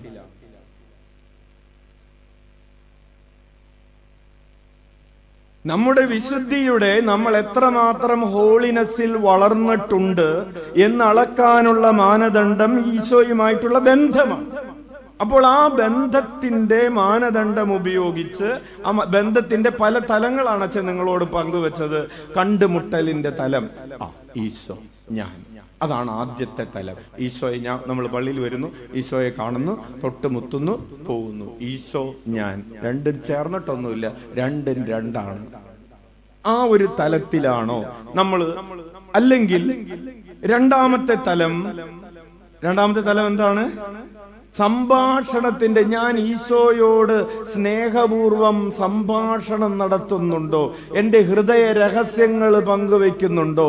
ഈശോ പറയുന്നത് ഞാൻ കേൾക്കുന്നുണ്ടോ? സംഭാഷണം എന്ന് പറഞ്ഞാൽ പ്രിയപ്പെട്ടവരെ, ബന്ധിതനായ ഈശോയുടെ മുമ്പിൽ അല്ലെങ്കിൽ കുരിശിന്റെ അവിടെ നിന്ന് തിരി കത്തിച്ച് നമ്മുടെ നിയോഗങ്ങൾ പറഞ്ഞതല്ല സംഭാഷണം. സംഭാഷണം എന്ന് പറയുന്നത് ഞാൻ എൻ്റെ ഹൃദയ രഹസ്യങ്ങൾ ഈശോയോടും, ഈശോയുടെ ഹൃദയ രഹസ്യങ്ങൾ ഞാൻ പറയുകയും കേൾക്കുകയും ചെയ്യുന്ന തലമാണ് സംഭാഷണം. ഞാൻ ഈശോ പറയുന്നത് കേൾക്കുന്നുണ്ടോ? രണ്ടാമത്തെ തലമാണ്. അപ്പൊ ഒന്നാമത്തെ തലം കൂടിക്കാഴ്ച, കാണുന്നു. നമ്മൾ ചിലപ്പോ ആദ്യത്തെ തലത്തിൽ തന്നെ ആയിരിക്കും. വരുന്നു, കാണുന്നു, കഞ്ഞി കുടിക്കുന്നു, പോകുന്നു. പിന്നെയും വരുന്നു, കാണുന്നു, കഞ്ഞി കുടിക്കുന്നു, പോകുന്നു. ഹല്ലേലൂയ. അപ്പോൾ രണ്ടാമത്തെ തലം, ഈ സംഭാഷണത്തിന്റെ തലത്തിലേക്ക് ഞാൻ പ്രവേശിച്ചിട്ടുണ്ടോ?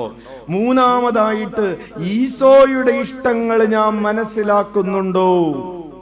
ഈശോയുടെ ഇഷ്ടങ്ങൾ മനസ്സിലാക്കാൻ വേണ്ടിയാണ് പ്രിയപ്പെട്ടവരെ നമ്മൾ വചനം ധ്യാനിക്കുന്നത്, പഠിക്കുന്നത് ഒക്കെ. ഈശോയുടെ ഇഷ്ടങ്ങൾ മനസ്സിലാക്കാൻ വേണ്ടിയാണ്. നമ്മൾ തീർത്ഥാടന കേന്ദ്രത്തിലൊക്കെ പോകുമ്പോൾ നമുക്ക് അതിനുള്ള സാഹചര്യം കുറവാണ്.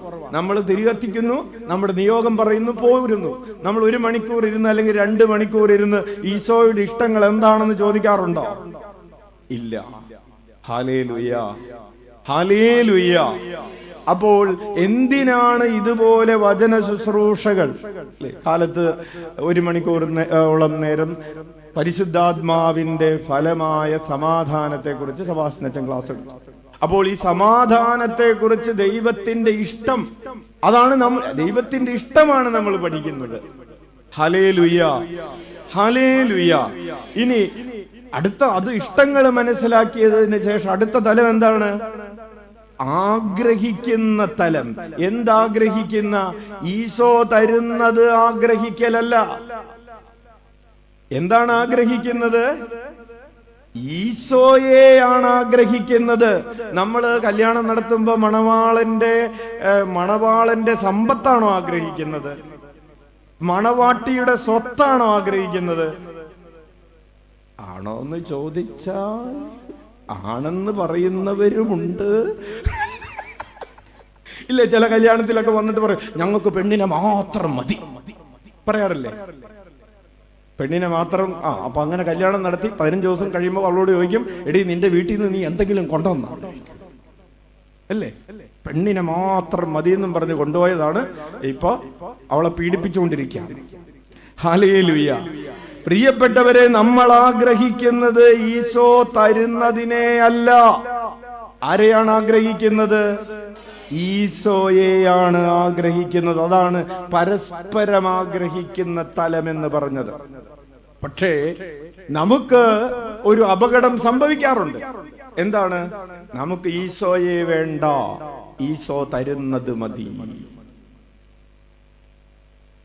വസ്തു ഇടപാട് നടന്നാ മതി, കല്യാണം നടന്നാ മതി, ജോലി കിട്ടിയാ മതി, ഈശോ ഇല്ലെങ്കിലും കുഴപ്പമില്ല. ഈശോയെ ആഗ്രഹിക്കണം. ഹല്ലേലൂയ. ബന്ധിതനായ ഈശോയുടെ തിരുമുഖം. പ്രിയപ്പെട്ടവരെ, കഴിഞ്ഞ ദിവസം സെബാസ്റ്റ്യൻ അച്ഛനെ ഒരു കാര്യം കാണിച്ചു തന്നു. നമ്മുടെ ദിവ്യകാരുണ്യത്തിൽ പതിഞ്ഞ തിരുമുഖം നിങ്ങളൊന്ന് സൂക്ഷിച്ചു നോക്കിക്കോ. ബന്ധിതനായ ഈശോയുടെ ഫോട്ടോ എടുത്തിട്ട് ആ തിരുമുഖം മാത്രം എടുത്തൊന്ന് നിങ്ങൾ സൂം ചെയ്ത് നോക്കിക്കോ. തിരുവോസ്തിയിലെ തിരുമുഖം നിങ്ങൾ ഒരു കാര്യം കാണും, അത് ബന്ധിതനായ ഈശോയുടെ മുഖമാണ്. സൂക്ഷിച്ചു നോക്കിയാൽ കാണാൻ പറ്റും. Hallelujah, hallelujah. അതുകൊണ്ടാണ് നമ്മൾ ഇന്ന് പാടിയത് തിരുവോസ്തിയിലെ തിരുമുഖമേ, ബന്ധിതനേശുവിൻ തിരുമുഖമേ. Hallelujah, hallelujah. അപ്പോൾ നമ്മൾ അത് മനസ്സിൽ പതിയുന്ന തിരുമുഖമായിട്ട് അത് ഞാൻ എൻ്റെ ഹൃദയത്തിലേക്ക് എനിക്ക് അവനെ വേണം, അവന്റെ വേണമെന്നല്ല, അവന്റെ അനുഗ്രഹങ്ങൾക്ക് വേണ്ടി ആഗ്രഹിക്കുന്നതിനപ്പുറം അവനെ ആഗ്രഹിക്കുക. അതാണ് ഈശോ പറഞ്ഞത്, നിങ്ങൾ ആദ്യം അവിടുത്തെ രാജ്യവും അവിടുത്തെ നീതിയും അന്വേഷിക്കുവിൻ, ബാക്കിയുള്ളതെല്ലാം നിങ്ങൾക്ക് ലഭിക്കുമെന്ന്. കൈയടിച്ച് കർത്താവിന് നന്ദി പറയാം. കരങ്ങൾ വലുതേരം ഉയർത്തി വീശിക്കൊണ്ട് പറയാം, നിങ്ങൾ ആദ്യം അവിടുത്തെ രാജ്യവും അവിടുത്തെ നീതിയും അന്വേഷിക്കുവിൻ, ബാക്കിയുള്ളതെല്ലാം നിങ്ങൾക്ക് ലഭിക്കും. ഹല്ലേലൂയ. തിരുമുഖ ഭക്തിയുമായി ബന്ധപ്പെട്ട ഒരു വാഗ്ദാനം പ്രിയപ്പെട്ടവരെ, അതാണ് നമ്മുടെ ഹൃദയത്തിൽ ഈശോയുടെ തിരുമുഖം പതിക്കപ്പെട്ടിട്ടുണ്ടെങ്കിൽ ഈ തിരുമുഖം ഒരു നാണയം പോലെയാണ്. സ്വർഗീയമായ വസ്തുക്കൾ, സമ്പത്ത് സ്വന്തമാക്കാൻ നമുക്ക് വിനിമയം ചെയ്യാനുള്ള നാണയമാണ്, കറൻസിയാണ് ഈശോയുടെ തിരുമുഖം. നമ്മുടെ ഹൃദയത്തിൽ ഈശോയുടെ തിരുമുഖം പതിപ്പിക്കപ്പെട്ടിട്ടുണ്ടെങ്കിൽ ഈ തിരുമുഖത്തിന്റെ യോഗ്യതയാൽ സ്വർഗത്തിലുള്ള സമ്പത്ത് നമുക്ക് വാങ്ങിച്ചെടുക്കാൻ, നേടിയെടുക്കാൻ സാധിക്കും എന്നത് കൈയടിച്ച് നന്ദി പറയാം. തിരുമുഖ ഭക്തിയുടെ 14 അനുഗ്രഹങ്ങളെ കുറിച്ച് അച്ഛൻ ചെമ്പേരിയിലെ കഴിഞ്ഞ ജൂലൈ മാസം 23-ാം തീയതിയിലെ കൺവെൻഷന്, ചെമ്പേരിയിൽ കൺവെൻഷൻ 14 വാഗ്ദാനങ്ങളെ കുറിച്ച് പറഞ്ഞിട്ടുണ്ട്. അത് കേട്ടവരൊന്ന് കൈ ഉയർത്താവോ? ഓക്കെ. കേൾക്കാത്തവര് ഹോളി ഫേസ് ഓഫ് ജീസസ് എന്ന് പറഞ്ഞ് അടിച്ചു കഴിഞ്ഞാൽ യൂട്യൂബിൽ നിങ്ങൾക്ക് അത് കിട്ടും, അത് കേൾക്കണം, നല്ലതാണ്. Price the Lord. അപ്പൊ പറഞ്ഞു വരുന്നത്, ആഗ്രഹിക്കുക. ആരെ ആഗ്രഹിക്കുക? ഈശോയെ ആഗ്രഹിക്കുക. ഈശോയെ ആഗ്രഹിച്ചുകൊണ്ട് എനിക്ക് ഈശോയെ വേണം, എനിക്ക് ഈശോയെ മതി എന്ന് ആഗ്രഹിച്ചുകൊണ്ട് ഇവിടെ ഇരിക്കുന്നവരൊന്ന് കൈവക്കേ, കൈയടിച്ച് നന്ദി പറയാം. അപ്പൊ ഈശോയെ കിട്ടിയാ മതി, ഇനി വേറെ ഒന്നും കിട്ടിയില്ലേലും കുഴപ്പമില്ല എന്നുള്ളവരൊന്ന് കൈവക്കേ.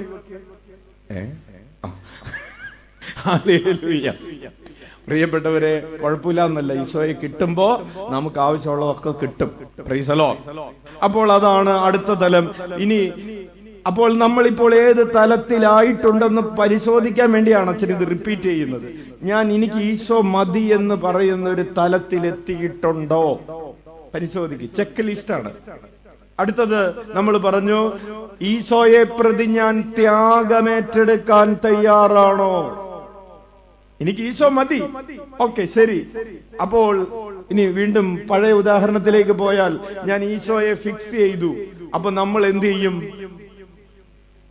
നമ്മളൊരു കല്യാണാലോചനയാണെന്ന് വിചാരിക്കുക, ഒരു ചെറുക്കനെ ഫിക്സ് ചെയ്തു. അപ്പൊ പിന്നെ എന്ത് ചെയ്യും? നേരത്തെ സൂക്ഷിച്ചു വെച്ചിരുന്ന ഫോട്ടോസ് ഒക്കെ അല്ലേ, നേരത്തെ ഉണ്ടായിരുന്ന ഡീറ്റെയിൽസും ഫോൺ നമ്പറും ഫോട്ടോകളും അഡ്രസ്സും ഒക്കെ എന്ത് ചെയ്യും? ചുരുട്ടിക്കൂട്ടി കളയും. അല്ലെങ്കിൽ നമ്മൾ അത് എന്തെങ്കിലും അത്യാവശ്യത്തിന് എടുക്കാന്ന് പറഞ്ഞ് താഴ്ത്തു വെക്കോ? ചില ആളുകൾ വെക്കുന്നുണ്ട്. ഈശോയെ മതി എന്ന് പറഞ്ഞിട്ട് ചില കാര്യങ്ങൾക്ക് വേണ്ടി പഴയ നമ്പറുകൾ എടുത്ത് പോകുന്ന ആളുകളുണ്ട്. നിങ്ങൾക്ക് മനസ്സിലായില്ല എന്താന്ന് ഉദ്ദേശിച്ചത്? ഹല്ലേലൂയ.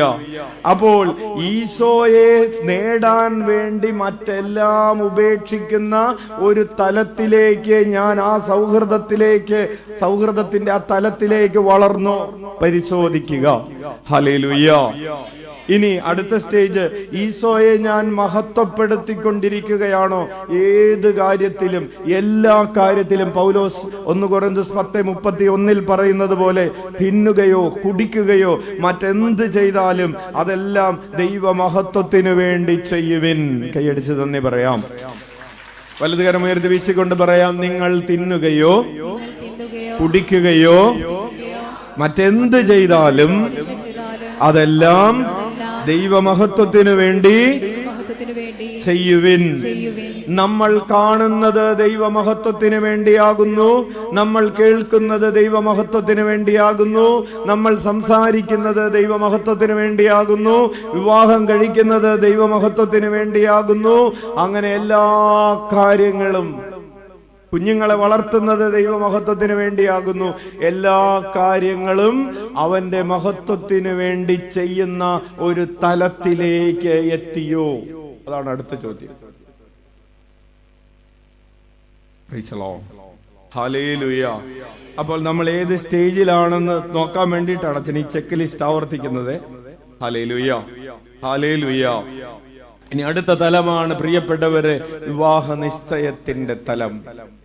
ഉറപ്പിച്ചു. ഈശോ എല്ലാറ്റിനും ഉപരി അവനെ ഉറപ്പിച്ചു. പ്രിയപ്പെട്ടവരെ, കുടുംബജീവിതം നയിക്കുന്നവരോട് അമ്മ ത്രേസ്യ ഓർമ്മിപ്പിക്കും, കുടുംബജീവിതം നയിക്കുന്നവർക്ക് ഭാര്യയ്ക്ക് ഏറ്റവും പ്രധാനപ്പെട്ട ആളാരാണ്? ഉറക്കെ പറഞ്ഞേ. ഭർത്താവിന് ഏറ്റവും പ്രിയപ്പെട്ട ആളാരാണ്? രണ്ടുത്തരവും തെറ്റാണ്. അതുകൊണ്ടാണ് നമ്മൾ വിശുദ്ധരായി തീരാത്തത്. കുടുംബജീവിതം നയിക്കുന്ന ഭർത്താവിന് ഭാര്യ ഏറ്റവും പ്രിയപ്പെട്ട ഒരാളായി മാറരുത്.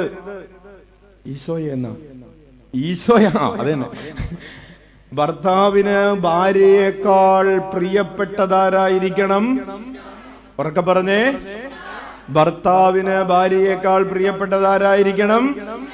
ഭാര്യയ്ക്ക് ഭർത്താവിനേക്കാൾ പ്രിയപ്പെട്ടതാരായിരിക്കണം? മാതാപിതാക്കൾക്ക് മക്കളെക്കാൾ പ്രിയപ്പെട്ടതാരായിരിക്കണം? അച്ഛന് പള്ളിയേക്കാൾ പ്രധാനപ്പെട്ടതാരായിരിക്കണം? ഹല്ലേലൂയ. അച്ഛന് ദൈവജനത്തെക്കാൾ പ്രധാനപ്പെട്ടതാരായിരിക്കണം? കാരണം ഈശോ ഉണ്ടെങ്കിലേ ദൈവജനമുള്ളൂ, അല്ലേ? ഹല്ലേലൂയ. അപ്പോൾ നമ്മൾ അതാണ് അമ്മ ത്രേസ്യ പറഞ്ഞത്, നിങ്ങൾ ഏത് ജീവിതാന്തസ്സിലായിരിക്കുമ്പോഴും ഈശോയുമായിട്ടുള്ള സൗഹൃദമാണ് നിന്നെ വിശുദ്ധനാക്കി തീർക്കുന്നത്. ഈശോയുമായിട്ടുള്ള സൗഹൃദത്തിലൂടെയാണ് ഒരാൾക്ക് വിശുദ്ധനാകാൻ കഴിയുന്നത്. ഉച്ചത്തിൽ വിളിക്കാം, ഈശോയേ. അപ്പോൾ അവസാനത്തെ 3 തലങ്ങളാണ് വിവാഹ നിശ്ചയത്തിന്റെ തലം, ബിത്രോദൽ അല്ലെങ്കിൽ മനസമ്മതത്തിന്റെ തലം. നമ്മളിപ്പോ അതിനെ എൻഗേജ്മെന്റ് എന്നാണ് വിളിക്കുന്നത്, അല്ലേ?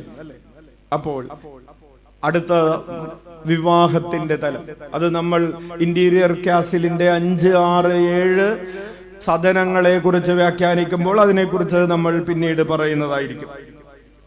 ഇനി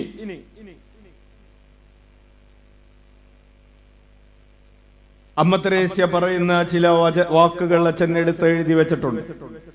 ക്രിസ്തുവിന്റെ പ്രതിച്ഛായ ഒരു കേന്ദ്ര ഘടകമായി നിലനിർത്തേണ്ടത് അത്യാവശ്യമാണ്. പറഞ്ഞേ.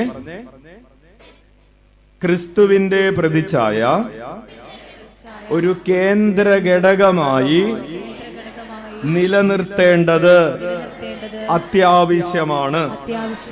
പ്രിയപ്പെട്ടവരെ, അമ്മ ത്രേസ്യ ഒരു പ്രാക്ടിക്കൽ സജഷൻ തരികയാണ്. ഈശോയുമായിട്ടുള്ള സൗഹൃദത്തിൽ വളരുന്നതിന് ഒരു പ്രാക്ടിക്കൽ സജഷൻ. അത് ഇതാണ്: നിങ്ങൾ എപ്പോഴും ഈശോയുടെ ഒരു ഛായ, ഈശോയുടെ ഒരു ചിത്രം നിങ്ങൾ നിങ്ങളുടെ ഹൃദയത്തിൽ സൂക്ഷിക്കുക, കയ്യിൽ സൂക്ഷിക്കുക എന്നതാണ്. Price the Lord. കാരണം അമ്മ ത്രേസ്യ ഇത് പറയുന്നതിന് വേറൊരു പശ്ചാത്തലമുണ്ട്. 16-ാം നൂറ്റാണ്ടിൽ ആത്മീയതയൊക്കെ ഇങ്ങനെ വളർന്നു കഴിഞ്ഞപ്പോ പല ആത്മീയാചാര്യന്മാരും പറഞ്ഞു, നമ്മുടെ മനസ്സിൽ ഒരു രൂപവും ഉണ്ടാകാൻ പാടില്ല. ഏതെങ്കിലും ഒരു രൂപമുണ്ടായാൽ നമ്മൾ ആ രൂപത്തോട് അറ്റാച്ചഡ് ആയിട്ട് തീരും, നമ്മൾക്ക് പിന്നെ വളരാൻ പറ്റില്ല എന്ന് പറയുന്ന ചില പഠനങ്ങൾ ആ നൂറ്റാണ്ടിൽ ഉണ്ടായിരുന്നു. ആ പശ്ചാത്തലത്തിൽ അമ്മ ത്രേസ്യ പറയുകയാണ്, നമ്മുടെ കയ്യിൽ ഈശോ മനുഷ്യനായി തീർന്നത് മനുഷ്യരായ നമുക്ക് വേണ്ടിയാണ്. നമ്മൾ ഈ മനുഷ്യ ശരീരത്തിലായിരിക്കുന്നിടത്തോളം ഈശോയെ ധ്യാനിക്കാൻ നമുക്ക് ഈശോയുടെ ഒരു പ്രതിച്ഛായ നമ്മുടെ ഹൃദയത്തിൽ ഉണ്ടായിരിക്കേണ്ടത് അത്യാവശ്യമാണ്. ഉച്ചത്തിൽ വിളിക്കാം, ഈശോയേ. അതുകൊണ്ടാണ് പ്രിയപ്പെട്ടവരെ, ബന്ധിതനായ ഈശോയുടെ ആ തിരുസ്വരൂപത്തോട് അമ്മ ത്രേസ്യക്ക് പ്രത്യേക സ്നേഹമുണ്ടായി. ആ തിരുമുഖം കണ്ടപ്പോ, ആ മുഖത്ത് വാർന്നൊലിക്കുന്ന ചോര കണ്ടപ്പോ, ആ ശിരസിൽ ആഴ്ന്നിറങ്ങിയ മുൾമുടിയിലെ മുള്ളുകൾ കണ്ടപ്പോ, അവന്റെ കണ്ണിലൂടെയും മൂക്കിലൂടെയും ചെവിയിലൂടെ ഒക്കെ ഒഴുകുന്ന ചോര കണ്ടപ്പോ അമ്മ ത്രേസ്യക്ക് ഇവൻ തന്റെ മനുഷ്യ ശരീരത്തിൽ എത്രമാത്രം സഹിച്ചു എന്ന് ധ്യാനിക്കുകയും അമ്മ ത്രേസ്യ ഈശോയുമായിട്ടുള്ള സൗഹൃദത്തിലേക്ക് വളരുകയും ചെയ്തത്. കൈയടിച്ച് നന്ദി പറയാം. ഹല്ലേലൂയ. അമ്മ ത്രേസ്യ ഓർമ്മിപ്പിക്കുന്നു, നമ്മുടെ എല്ലാ പരീക്ഷണങ്ങളുടെയും നടുവിൽ ഈശോ ഒരു കൂട്ടാളിയെ പോലെ കൂടെയുണ്ട്. വലതുകരമുയർത്തി വീശിക്കൊണ്ട് പറയാം, നമ്മുടെ എല്ലാ പരീക്ഷണങ്ങളുടെയും നടുവിൽ ഈശോ ഒരു കൂട്ടാളിയെ പോലെ കൂടെയുണ്ട്. നമ്മൾ ഓർക്കണം, ഒരു friend, Eesho friend in need എന്നാണ് പറയുന്നത്. നമുക്ക് എപ്പോ ഏത് കാര്യത്തിന് ആഗ്രഹിച്ചാലും നമ്മുടെ കൂടെ ഓടി വരുന്ന, എല്ലാ പ്രതിസന്ധികളുടെയും നടുവിൽ, എല്ലാ പരീക്ഷണങ്ങളുടെയും നടുവിൽ ആര് നമ്മുടെ കൂടെയുണ്ട്? ഈശോ നമ്മുടെ കൂടെയുണ്ട്. അതാണ് നമ്മൾ പറയുന്നത്, ഈശോ എന്റെ കൂടെയുണ്ട്. ഈശോ എല്ലാം എപ്പോ? അതാണ് പ്രത്യേകിച്ച് നമ്മുടെ സങ്കടങ്ങളുടെയും പ്രതിസന്ധികളുടെയും പാപത്തിന്റെയും നാശത്തിന്റെയും ദുഃഖത്തിന്റെയും ദുരിതത്തിന്റെയും ഒക്കെ നടുവിൽ നമ്മളൊരു ഡിപ്രഷനിലായിരിക്കാം, ഒരു ആത്മഹത്യ ചിന്തയായിരിക്കാം. ഇനി ഞാൻ ഈ നിൽക്കുന്ന സ്ഥലം ഇപ്പൊ തന്നെ പിളർന്ന് താഴത്തേക്ക് പോയിക്കൊള്ളട്ടെ എന്ന് പറയുന്ന ഒരു സാഹചര്യമായിരിക്കാം. ഇല്ല, അങ്ങനെ ചില സമയങ്ങൾ തോന്നാറില്ല നമ്മള്, ഞാൻ ഈ നിന്ന നിപ്പിൽ തന്നെ ഭൂമി പിളർന്ന് താഴേക്ക് പോകട്ടെ, പോയിരുന്നെങ്കിൽ, പോകട്ടെ എന്നല്ല, പോയിരുന്നെങ്കിൽ. നിങ്ങൾ ഇവിടെ വെച്ചത് ആഗ്രഹിക്കരുത്. ഇവിടെ ഒന്ന് താഴത്തേക്ക് പിളർന്നു പോയാൽ നമുക്ക് നന്നാക്കാൻ കാശില്ല. അപ്പോൾ പ്രിയപ്പെട്ടവരെ, അപ്രകാരമുള്ള സാഹചര്യങ്ങൾ ഉണ്ടാകും. ആ സാഹചര്യങ്ങളുടെ നടുവിലും ആര് കൂടെയുണ്ട്? ഈശോ കൂടെയുണ്ട്. അതാണ് നമ്മുടെ എല്ലാ പരീക്ഷണങ്ങളുടെയും നടുവിൽ ഒരു കൂട്ടാളിയെ പോലെ, നോക്കി നിൽക്കുന്നവനെ പോലെ എന്നല്ല, നമ്മുടെ കൂട്ടാളി എന്ന് പറഞ്ഞാൽ നമ്മുടെ കൂടെ ഞാൻ സഹിക്കുമ്പോൾ എന്റെ കൂടെ സഹിക്കുന്നവനാണ് കൂട്ടാളി. ഞാൻ കരയുമ്പോൾ എന്നോട് കൂടെ കരയുന്നവനാണ് കൂട്ടാളി. അങ്ങനെ ഞാൻ കുരിശു വഹിക്കുമ്പോ എനിക്ക് വേണ്ടി എന്നോടുകൂടെ കുരിശു വഹിക്കുന്നവന്റെ പേരാണ് കൂട്ടാളി. അങ്ങനെ ഒരു കൂട്ടാളിയായി ഈശോ എന്റെ കൂടെയുണ്ട്. ഉച്ചത്തിൽ വിളിക്കാം, ഈശോയേ, ഈശോയേ, ഈശോയേ. അപ്പൊ അതുകൊണ്ട് അമ്മ ത്രേസ്യ പറയുകയാണ്, അമ്മ ത്രേസ്യ ചില ഉദാഹരണങ്ങൾ എടുത്തു കാണിക്കുകയാണ്. പൗലോസിന് എപ്രകാരമാണ് ഈശോ ഒരു സുഹൃത്തായിരുന്നതെന്ന് അമ്മ ത്രേസ്യ എടുത്തു കാണിക്കുന്നു. ആ പൗലോസിന് ഈശോ സുഹൃത്തായപ്പോ പൗലോസ് എന്താ പറഞ്ഞത്? പൗലോസ് വായ തുറന്ന പിന്നെ യേശു നാമമല്ലാതെ വേറൊന്നും വരുന്നില്ല. പൗലോസ് പറയാണ്, ഈശോ മിശിഹായെ കുറിച്ചുള്ള ജ്ഞാനം കൂടുതൽ വിലയുള്ളതാകയാൽ മറ്റുള്ളതെല്ലാം ഞാൻ ഉച്ചിഷ്ടം പോലെ കണക്കാക്കുകയാണ്. അവനെ കുറിച്ചുള്ള അവന്റെ സ്നേഹം എന്നെ പൊതിഞ്ഞു പിടിച്ചിരിക്കുന്നു. ഈശോയെ, യേശു നാമമല്ലാതെ മറ്റൊന്നും അദ്ദേഹത്തിന്റെ അധരത്തിലില്ലായിരുന്നു. അമ്മ ത്രേസ്യ എഴുതുകയാണ്. വിശുദ്ധ ഫ്രാൻസിസ് അസീസിയെ കുറിച്ച് അമ്മ ത്രേസ്യ എഴുതുന്നു. വിശുദ്ധ അന്തോണിയെ കുറിച്ച് അമ്മ ത്രേസ്യ എഴുതുന്നു. അമ്മ ത്രേസ്യയുടെ കാലമായപ്പോഴേക്കും വിശുദ്ധ ഫ്രാൻസിസ് അസീസി വിശുദ്ധനാണ് പ്രഖ്യാപിക്കപ്പെട്ടുള്ളത്. വിശുദ്ധ അന്തോണീസ് വിശുദ്ധനാണ്. വിശുദ്ധ അന്തോണീസിന്റെ നാവിനെ കുറിച്ച് അമ്മ ത്രേസ്യ എഴുതിയിട്ടുണ്ട്. വിശുദ്ധ അവിടുത്തെ ആ വിശുദ്ധന്റെ അധരത്തിൽ യേശു സ്തുതികളല്ലാതെ മറ്റൊന്നും ഉണ്ടായിരുന്നില്ല. കാതറിൻ ഓഫ് സിയന്നയെ കുറിച്ച് അമ്മ ത്രേസ്യ എഴുതുന്നു. വിശുദ്ധ ബെർണാഡിനെ കുറിച്ച് അമ്മ ത്രേസ്യ എഴുതുന്നു. ഇവരൊക്കെ ഈശോയുടെ എത്ര അടുത്ത സുഹൃത്തുക്കളായിരുന്നതുപോലെ. പ്രിയപ്പെട്ടവരെ, അമ്മ ത്രേസ്യയുടെ ആത്മകഥയുടെ 22-ാം അധ്യായത്തിന്റെ 7-ാമത്തെ പാരഗ്രാഫിലാണ് ഇവരെ കുറിച്ചൊക്കെ ഉള്ള സൂചനകൾ, എഴുത്തുകൾ അമ്മ ത്രേസ്യ എഴുതിയിട്ടുള്ളത്. അമ്മ ത്രേസ്യയുടെ ആത്മകഥ നിങ്ങൾ പലരും ആഭ്യന്തര ഹർമ്മം വാങ്ങിച്ചു കൊണ്ടുപോയിട്ടുണ്ട്. അമ്മ ത്രേസ്യയുടെ ആത്മകഥ എന്ന് പറയുന്ന പുസ്തകവും സ്റ്റോളിൽ ഉണ്ടെന്നാണ് ഞാൻ കരുതുന്നത്. അതിന്റെ 22-ാമത്തെ അധ്യായത്തിൽ ഇപ്രകാരം ഈശോയുടെ സുഹൃത്തുക്കളായിരുന്നവരെ കുറിച്ച് അമ്മ ത്രേസ്യ എഴുതുകയാണ്. ഹല്ലേലൂയ. അച്ഛൻ ഇനി പറയാൻ പോകുന്നത്, ഈ സൗഹൃദത്തിൽ വളരുന്നതിന് നമ്മൾ ചെയ്യേണ്ട ലളിതമായ ഒരു 4 കാര്യങ്ങളെ കുറിച്ച് അമ്മ ത്രേസ്യ ഉത്തമ ഗീതത്തിന്റെ മെഡിറ്റേഷൻ, ധ്യാനം എന്ന് പറയുന്ന പുസ്തകത്തിൽ എഴുതിയിട്ടുണ്ട്. ഒന്നാമതായി, എല്ലാവരും ചെയ്യേണ്ട ഒരു കാര്യമാണ് willingness to repent and confess. നിങ്ങൾക്ക് ഈശോയുമായിട്ടുള്ള സൗഹൃദത്തിൽ വളരണമെങ്കിൽ അതിന്റെ ഒന്നാമത്തെ സ്റ്റേജ് സിമ്പിളാണ്. എന്താണ്? കുമ്പസാരിക്കുക. എങ്ങനെ കുമ്പസാരിക്കുക? ഈശോയെ ദ്രോഹിച്ച സമയങ്ങളെ ഓർത്ത് ഈശോയ്ക്ക് ഇഷ്ടമില്ലാത്ത രീതിയിൽ കാണുകയും കേൾക്കുകയും സംസാരിക്കുകയും പ്രവർത്തിക്കുകയും ചെയ്തിട്ടുള്ളതിനെ ഓർത്ത് കുമ്പസാരിക്കുകയും അനുതപിക്കുകയും ഇനി പാപം ചെയ്യുകയില്ല എന്നേറ്റു പറയുകയും ചെയ്യുക. സൗഹൃദത്തിൽ വളരാനുള്ള ഒന്നാമത്തെ പടി കുമ്പസാരിക്കുകയും അനുതപിക്കുകയും ചെയ്യുക. കൈയടിച്ച് കർത്താവിന് നന്ദി പറയാം. ഉച്ചത്തിൽ വിളിക്കാം ഈശോയേ. അപ്പോൾ അങ്ങനെ ഒരു തലമുണ്ട്. പക്ഷേ അമ്മ തെരേസ എന്നെ എഴുതുകയാണ്, നമ്മൾ കുമ്പസാരിച്ച് തീരുമാനിച്ചു ഇനി ചത്താലും പാപം ചെയ്യുകയില്ല എന്ന് വിചാരിച്ച് 2 ദിവസം കഴിയുന്നതിന് മുമ്പ് തന്നെ ദേ കിടക്കുന്നു. ഏത് പാപം ചെയ്യുകയില്ല എന്നാണോ നമ്മൾ 2 ദിവസമൊന്നും കഴിയണമെന്നില്ല. ഹല്ലേലൂയ. ഏത് പാപം ചെയ്യുകയില്ല എന്നാണോ തീരുമാനിച്ചത് അതിൽ കിടക്കുന്നു. അപ്പൊ എന്ത് ചെയ്യും? വീണ്ടും കുമ്പസാരിക്കുക, വീണ്ടും അനുതപിക്കുക. അതാണ് കൂദാശകളിലൂടെ കുമ്പസാരിച്ച് നമ്മൾ വിശുദ്ധീകരിക്കപ്പെടും. അതാണ് ഒന്നാമത്തെ തലം. രണ്ടാമത്തെ തലം വിശുദ്ധിയിൽ വളരാൻ, ഈ ഫ്രണ്ട്ഷിപ്പിൽ വളരാൻ, മാരകമായ പാപങ്ങൾ ഉപേക്ഷിക്കുന്ന തലം. അപ്പൊ ചെറിയ ചെറിയ പാപങ്ങൾ ഉപേക്ഷിക്കാൻ പറ്റിയിട്ടില്ല. പക്ഷേ ഞാനിനി മാരകമായ പാപം, ഈശോയുടെ സ്നേഹത്തിൽ നിന്ന് ഈശോയെ വളരെ വേദനിപ്പിക്കുന്ന, ആ കൃപ നഷ്ടപ്പെടുത്തി കളയുന്ന മാരക പാപങ്ങളുണ്ട്. നമുക്കറിയാം, അതിനിപ്പോ എണ്ണി പറയുന്നില്ല. അപ്പോൾ ഈ മാരക പാപങ്ങളെ ഉപേക്ഷിക്കുന്ന ഒരു തലമുണ്ട്. ഞാൻ വലിയ പാപങ്ങളൊന്നും ചെയ്യുന്നില്ല, പക്ഷെ അപ്പോഴും ചില അലസതയും, അമ്മ തെരേസ എഴുതുന്നു, സുഖഭോഗങ്ങളും ഉപേക്ഷിക്കാൻ അവർക്ക് മനസ്സില്ല. പാപമൊന്നും ചെയ്യുന്നില്ല, പക്ഷെ ഒന്നിത്തിരി നേരത്തെ എഴുന്നേക്കണം. ഹല്ലേലൂയ. ഒരിത്തിരിയും കൂടി തീഷ്ണതയോടെ പ്രാർത്ഥിക്കും, ഒരിത്തിരി ത്യാഗമെടുത്ത് പ്രാർത്ഥിക്കും. അതിനൊക്കെ ഒരു മന്നിപ്പാണ്.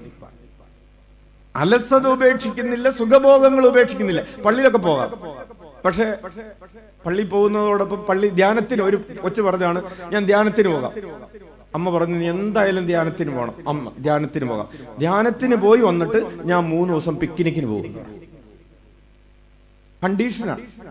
ധ്യാനത്തിന് പോകാം ആർക്ക് വേണ്ടി? അമ്മക്ക് വേണ്ടി. പിക്നിക്കിന് പോകാം എനിക്ക് വേണ്ടി. പ്രിയപ്പെട്ടവരെ, സുഖഭോഗങ്ങളും അലസതയും ഉപേക്ഷിക്കാത്ത മനുഷ്യൻ രണ്ടാമത്തെ തലമാണ്. മൂന്നാമത്തെ തലം, ദൈവത്തെ ഒരു തരത്തിലും വേദനിപ്പിക്കുകയില്ല എന്ന് തീരുമാനമെടുക്കുന്നവർ. എന്റെ ചിന്തകൾ കൊണ്ടോ, എന്റെ വാക്കുകൊണ്ടോ, എന്റെ പ്രവൃത്തി കൊണ്ടോ, എന്റെ നോട്ടം കൊണ്ടോ, എന്റെ നടപ്പ് കൊണ്ടോ, ഇരിപ്പ് കൊണ്ടോ, നിൽപ്പ് കൊണ്ടോ ഞാൻ ദൈവത്തെ ഒരു തരത്തിലും വേദനിപ്പിക്കുകയില്ല എന്ന തീരുമാനമാണ് ഫ്രണ്ട്ഷിപ്പിന്റെ മൂന്നാമത്തെ തലം. നമ്മൾ എവിടെ എത്തിയെന്ന് നോക്കിക്കൊള്ളണം കേട്ടോ. അവർ ഈ ലോകത്തിലെ കാര്യങ്ങൾ ആസ്വദിക്കുന്നവരാണ്. അവർക്ക് പ്രാർത്ഥനയ്ക്ക് സമയമുണ്ട്, സീരിയലിനും സമയമുണ്ട്. ഹല്ലേലൂയ. അച്ഛൻ അമ്മിച്ചിയോട് പറഞ്ഞു, ഞായറാഴ്ച 9:30 ശാലോമില് അച്ഛന്റെ ടോക്ക് ഉണ്ടെന്ന് പറഞ്ഞു. അപ്പൊ അമ്മിച്ചി പറഞ്ഞു 9:30 ഞായറാഴ്ച, അത് കോമഡി ഷോ ഉള്ള സമയമല്ലേ?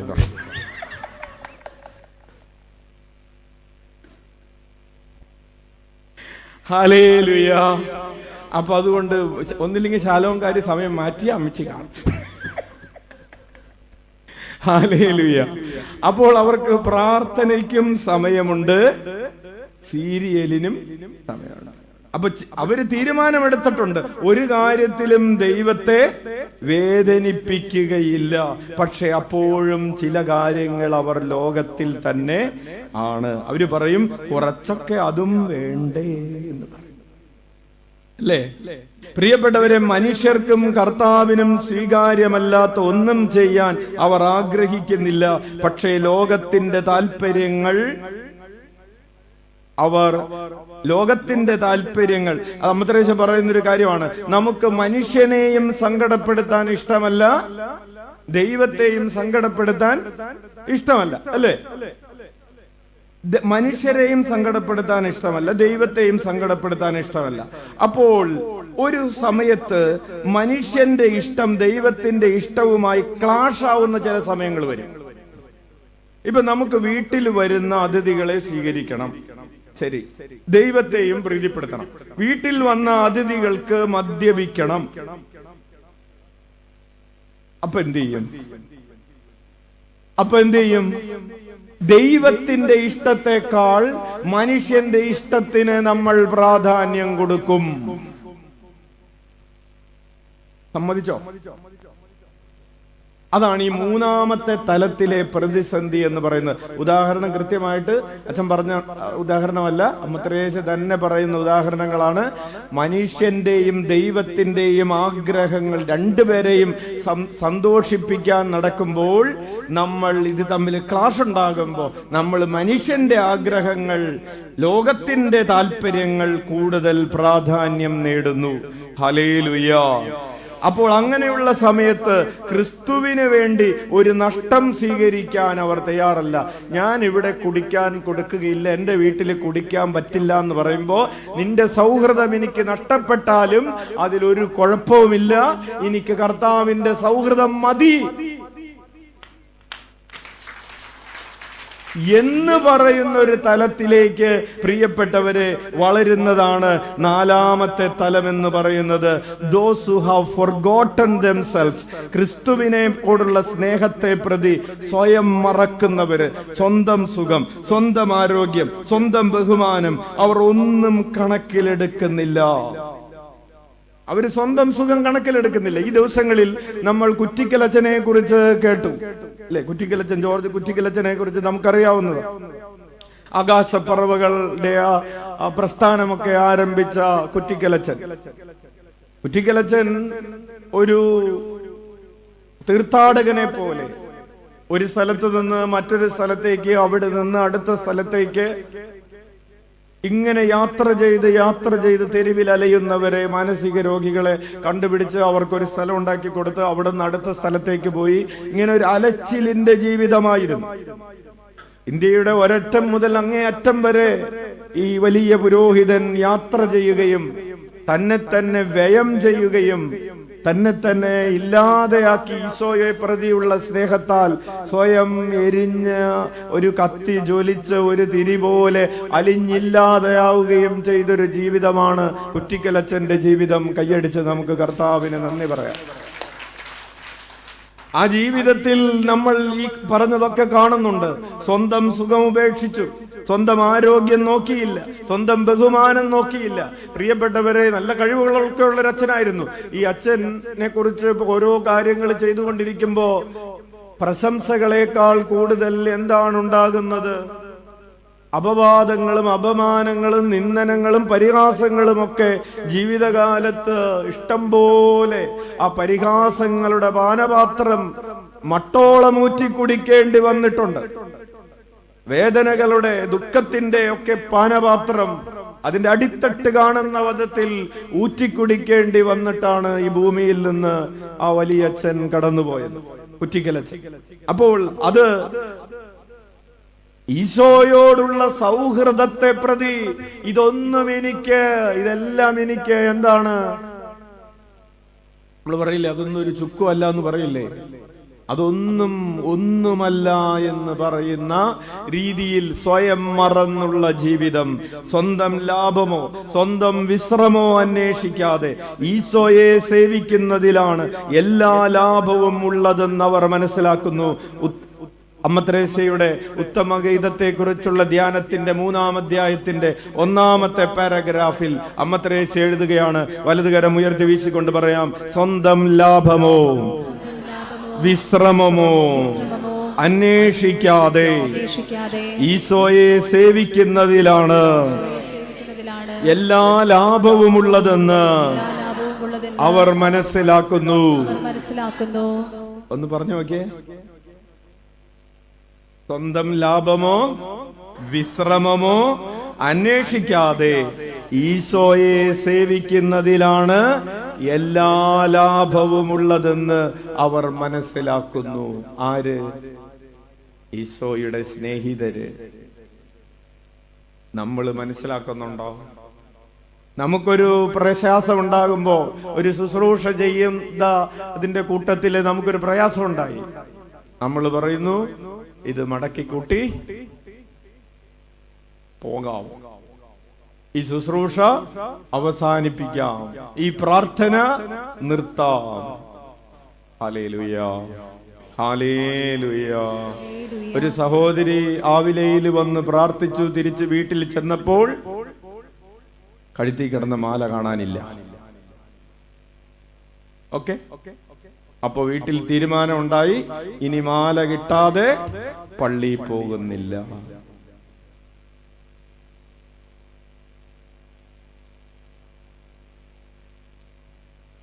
Price the Lord, hallelujah, hallelujah. മാല പോയത് ഇവിടെയാണോ, ബസ്സിലാണോ, അല്ലെങ്കിൽ വീട്ടിൽ വെച്ചാണോ, അതൊന്നും വിഷയമല്ല. മാല കിട്ടാതെ ഇനി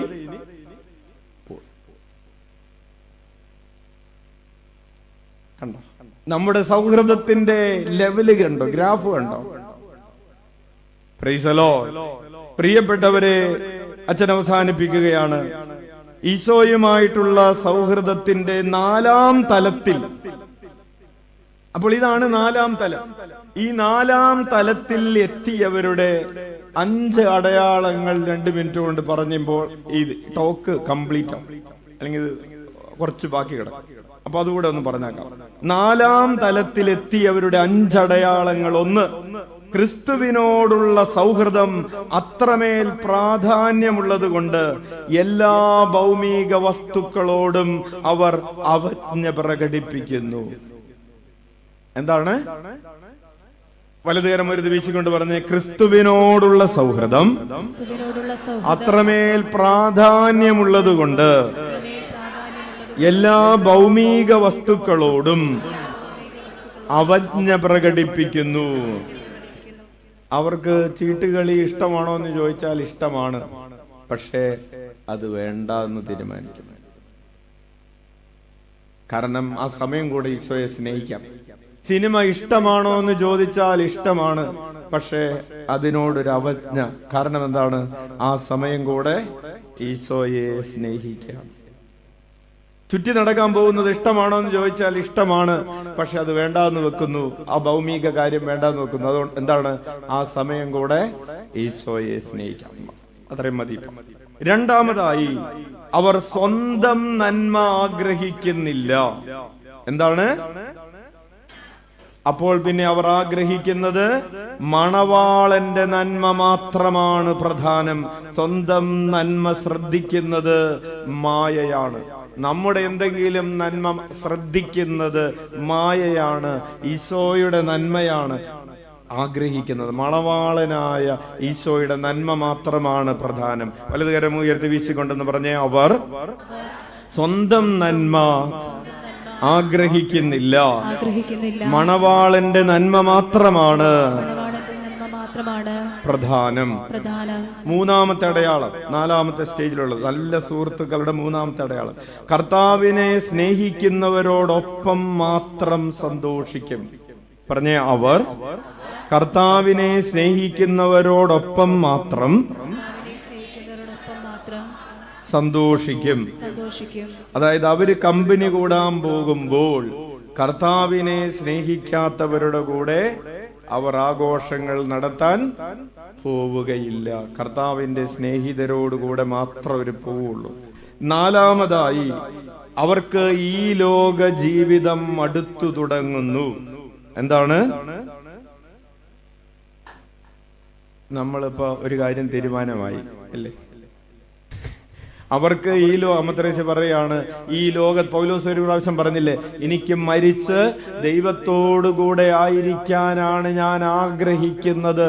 കാരണം ഈ ലോകത്തിൽ എന്നതിനേക്കാൾ അവിടെ എനിക്ക് ഈശോയുടെ ആ സൗഹൃദം, ഈശോ ആയിരിക്കുന്നിടത്ത്. ഇപ്പോ പ്രിയപ്പെട്ടവരെ, ഒരു ഉദാഹരണം, വിദേശത്തായിരിക്കുന്ന ഭർത്താവ്, നാട്ടിലായിരിക്കുന്ന ഭാര്യ, വിദേശത്ത് നല്ല കാശൊക്കെ കിട്ടുന്നുണ്ട്, പക്ഷേ ഒരു ഭർത്താവ് പറയാണ്, എനിക്കിവിടെ നിന്ന് മടുത്തു, കാരണം എനിക്ക് എൻ്റെ ഭാര്യയുടെയും മക്കളുടെയും കൂടെ ആയിരിക്കുന്നതാണ് ഇവിടെ നിന്ന് കിട്ടുന്ന കാശിനേക്കാൾ പ്രധാനപ്പെട്ടത്.